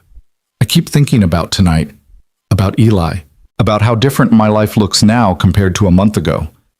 I'm scared that I'll ruin this somehow, that the person I've been for 40 years will sabotage the person I'm trying to become, but I'm also more hopeful than I've ever been. Is it possible to feel both things at once? He typed back, It's not only possible, it's normal. Hope and fear aren't opposites. They're two sides of the same coin. Both mean you care about the outcome. Her response came immediately, as if she'd been waiting. When did you get so wise? I learned from an 8-year-old. A pause, then, Good morning, Caleb. Good morning, Miranda. He set down the phone and went to wake Eli for school, carrying with him the warmth of what they were building, fragile but strong, uncertain but worth fighting for. The board meeting was scheduled for the last Friday of January, and Miranda had spent the entire week preparing for what she knew would be a confrontation. Word had spread through the executive ranks that certain board members were pushing for leadership changes, questioning whether the company's legendary founder was still the right person to guide Wren Technologies into its next chapter. Caleb watched her from his desk as she moved between meetings, her jaw set with determination, her movements precise and controlled. The vulnerability she showed him in private had retreated behind walls of professional necessity, and he understood. This was a battle she had to fight alone, at least in the boardroom. But she wasn't entirely alone anymore, and that made all the difference. The night before the meeting, she called him at 11, her voice tight with anxiety. I can't sleep, she said. I keep running scenarios in my head. What they'll say, how I'll respond, what happens if they vote against me? What happens if they don't? I haven't let myself think about that. Maybe you should. Caleb shifted the phone to his other ear, settling deeper into his pillow. You've spent your whole life preparing for the worst. What if you tried hoping for the best? Hope is dangerous. It makes you complacent. Hope isn't the same as complacency. Hope is what gives you the strength to keep fighting. He paused. What do you actually want, Miranda? Not what you're afraid of, not what you're preparing for. What do you want to happen tomorrow? She was silent for a long moment. I want them to see me. Not the reputation, not the image I've cultivated. I want them to see that I'm capable of change, that the company can evolve because I'm evolving. Then show them that. How? By being honest, By admitting you've made mistakes. By demonstrating that the same qualities that built this company, your intelligence, your vision, your determination, can be channeled in new ways. He smiled into the darkness. You've already changed so much in the past month. Let them see it. What if they don't believe me? Then you'll deal with that. But you can't control what they believe. You can only control what you show them. Another long silence, then a shaky exhale. I don't know what I would do without you. You'd figure it out. You always do, but you don't have to. Caleb, her voice was barely above a whisper.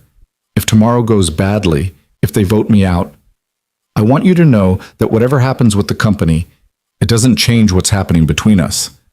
I'm not going anywhere. Neither am I. Promise me. I promise. The board meeting convened at 9 a.m. in the glass-walled conference room on the top floor of Wren Technologies. Miranda arrived early, as was her custom, taking her seat at the head of the long table with a calm she didn't entirely feel. The board members filtered in over the next 20 minutes, 12 people who held the fate of her company, and in some ways her identity, in their hands. She'd spent 15 years building relationships with these people, navigating the complex politics of corporate governance, maintaining the delicate balance between vision and accountability. But she'd also kept them at arm's length, the same way she'd kept everyone at arm's length. They respected her. They admired her.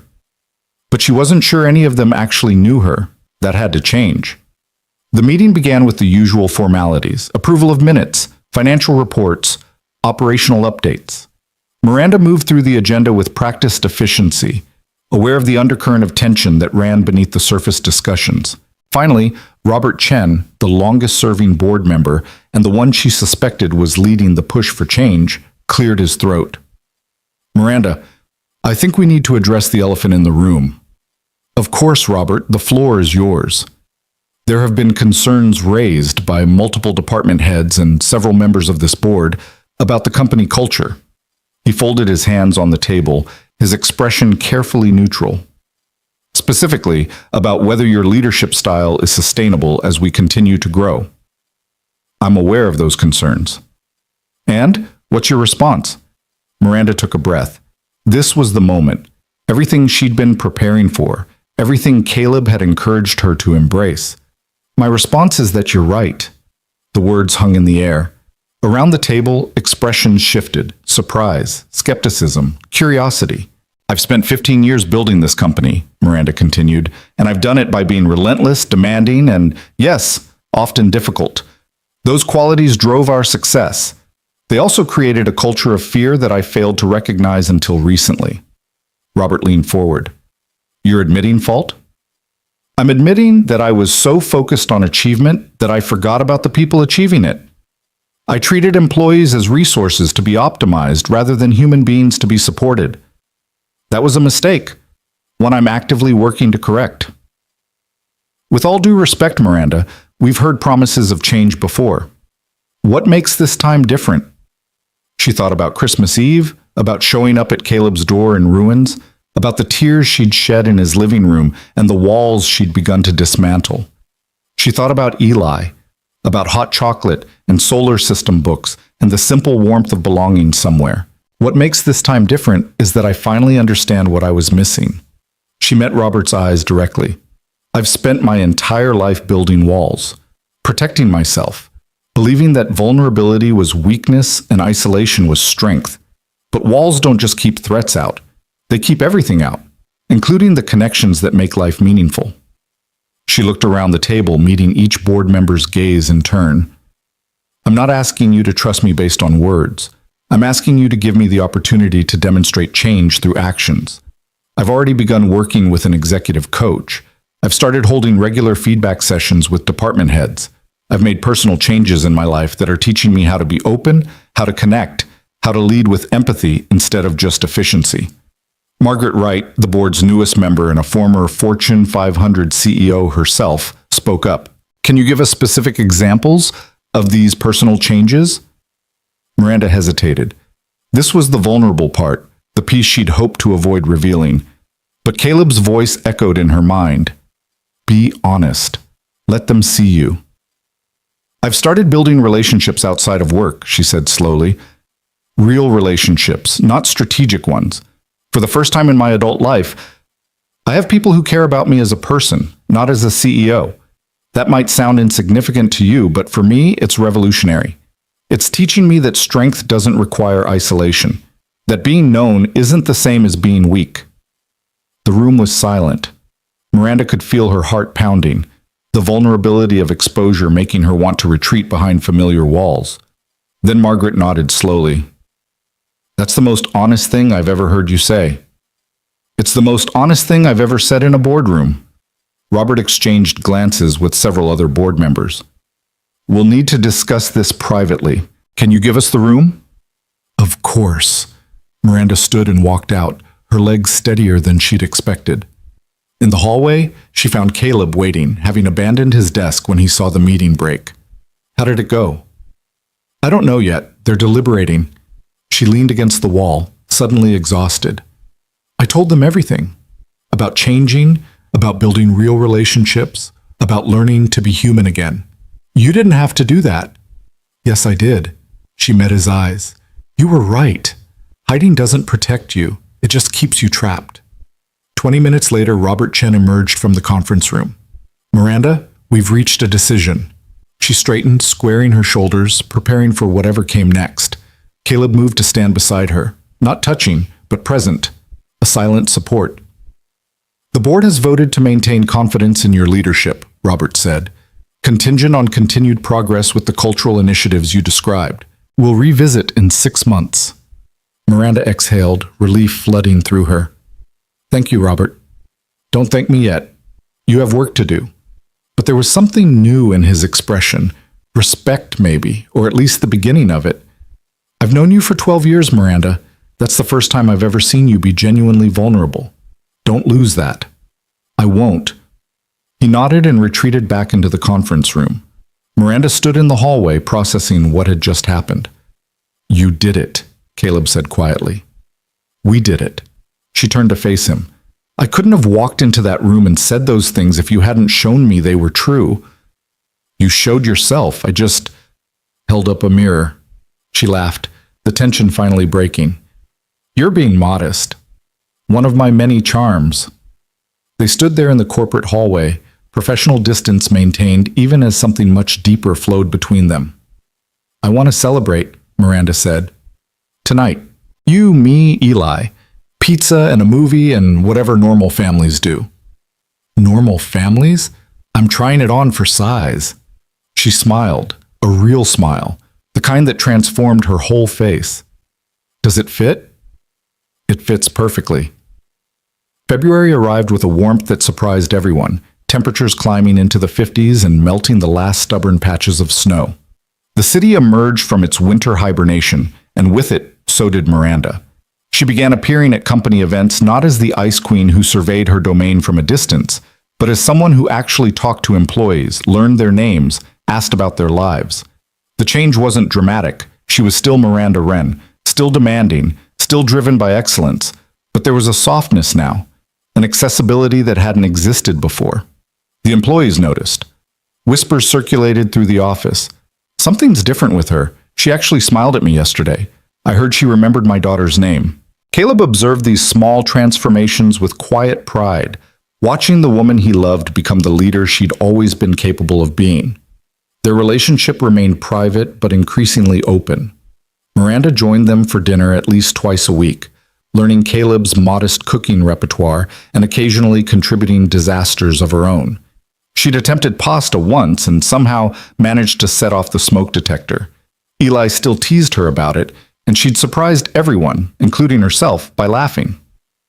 On Valentine's Day, she arrived at their apartment with a nervous energy that Caleb immediately noticed. What's wrong? Nothing's wrong. She set down the bag she was carrying, expensive takeout from the Italian place downtown. I have something I want to talk to you about. Eli was at a friend's house for a sleepover, leaving them alone for the evening. Caleb guided her to the couch, his concern growing at her uncharacteristic uncertainty. Talk to me. Miranda took a breath, her hands clasped tightly in her lap. I've been thinking a lot lately, about the future, about what I want my life to look like. And I realized something. She met his eyes.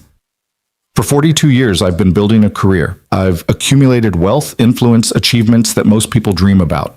But none of it meant anything because I had no one to share it with. You have someone now. I know. That's what made me realize what was missing. She reached into her bag and pulled out an envelope. I want to show you something.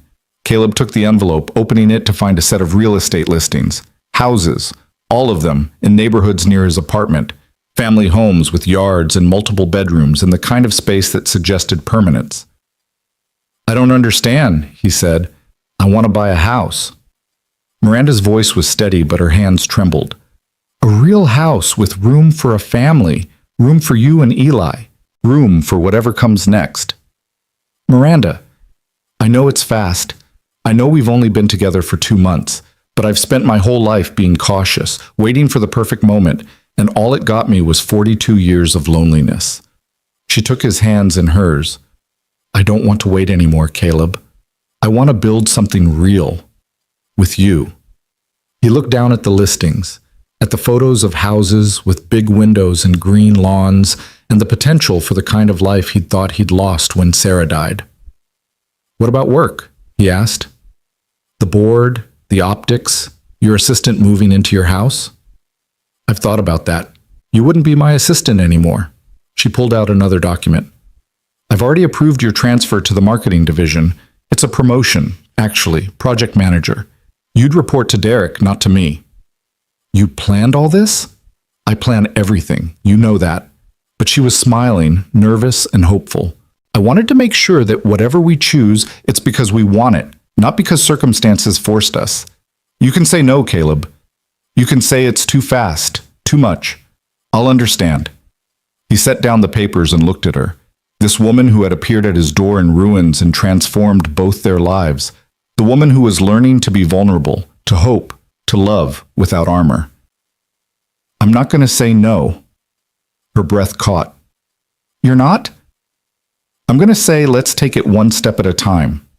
Let's look at these houses. Let's see what feels right. Let's talk to Eli and make sure he's part of this decision.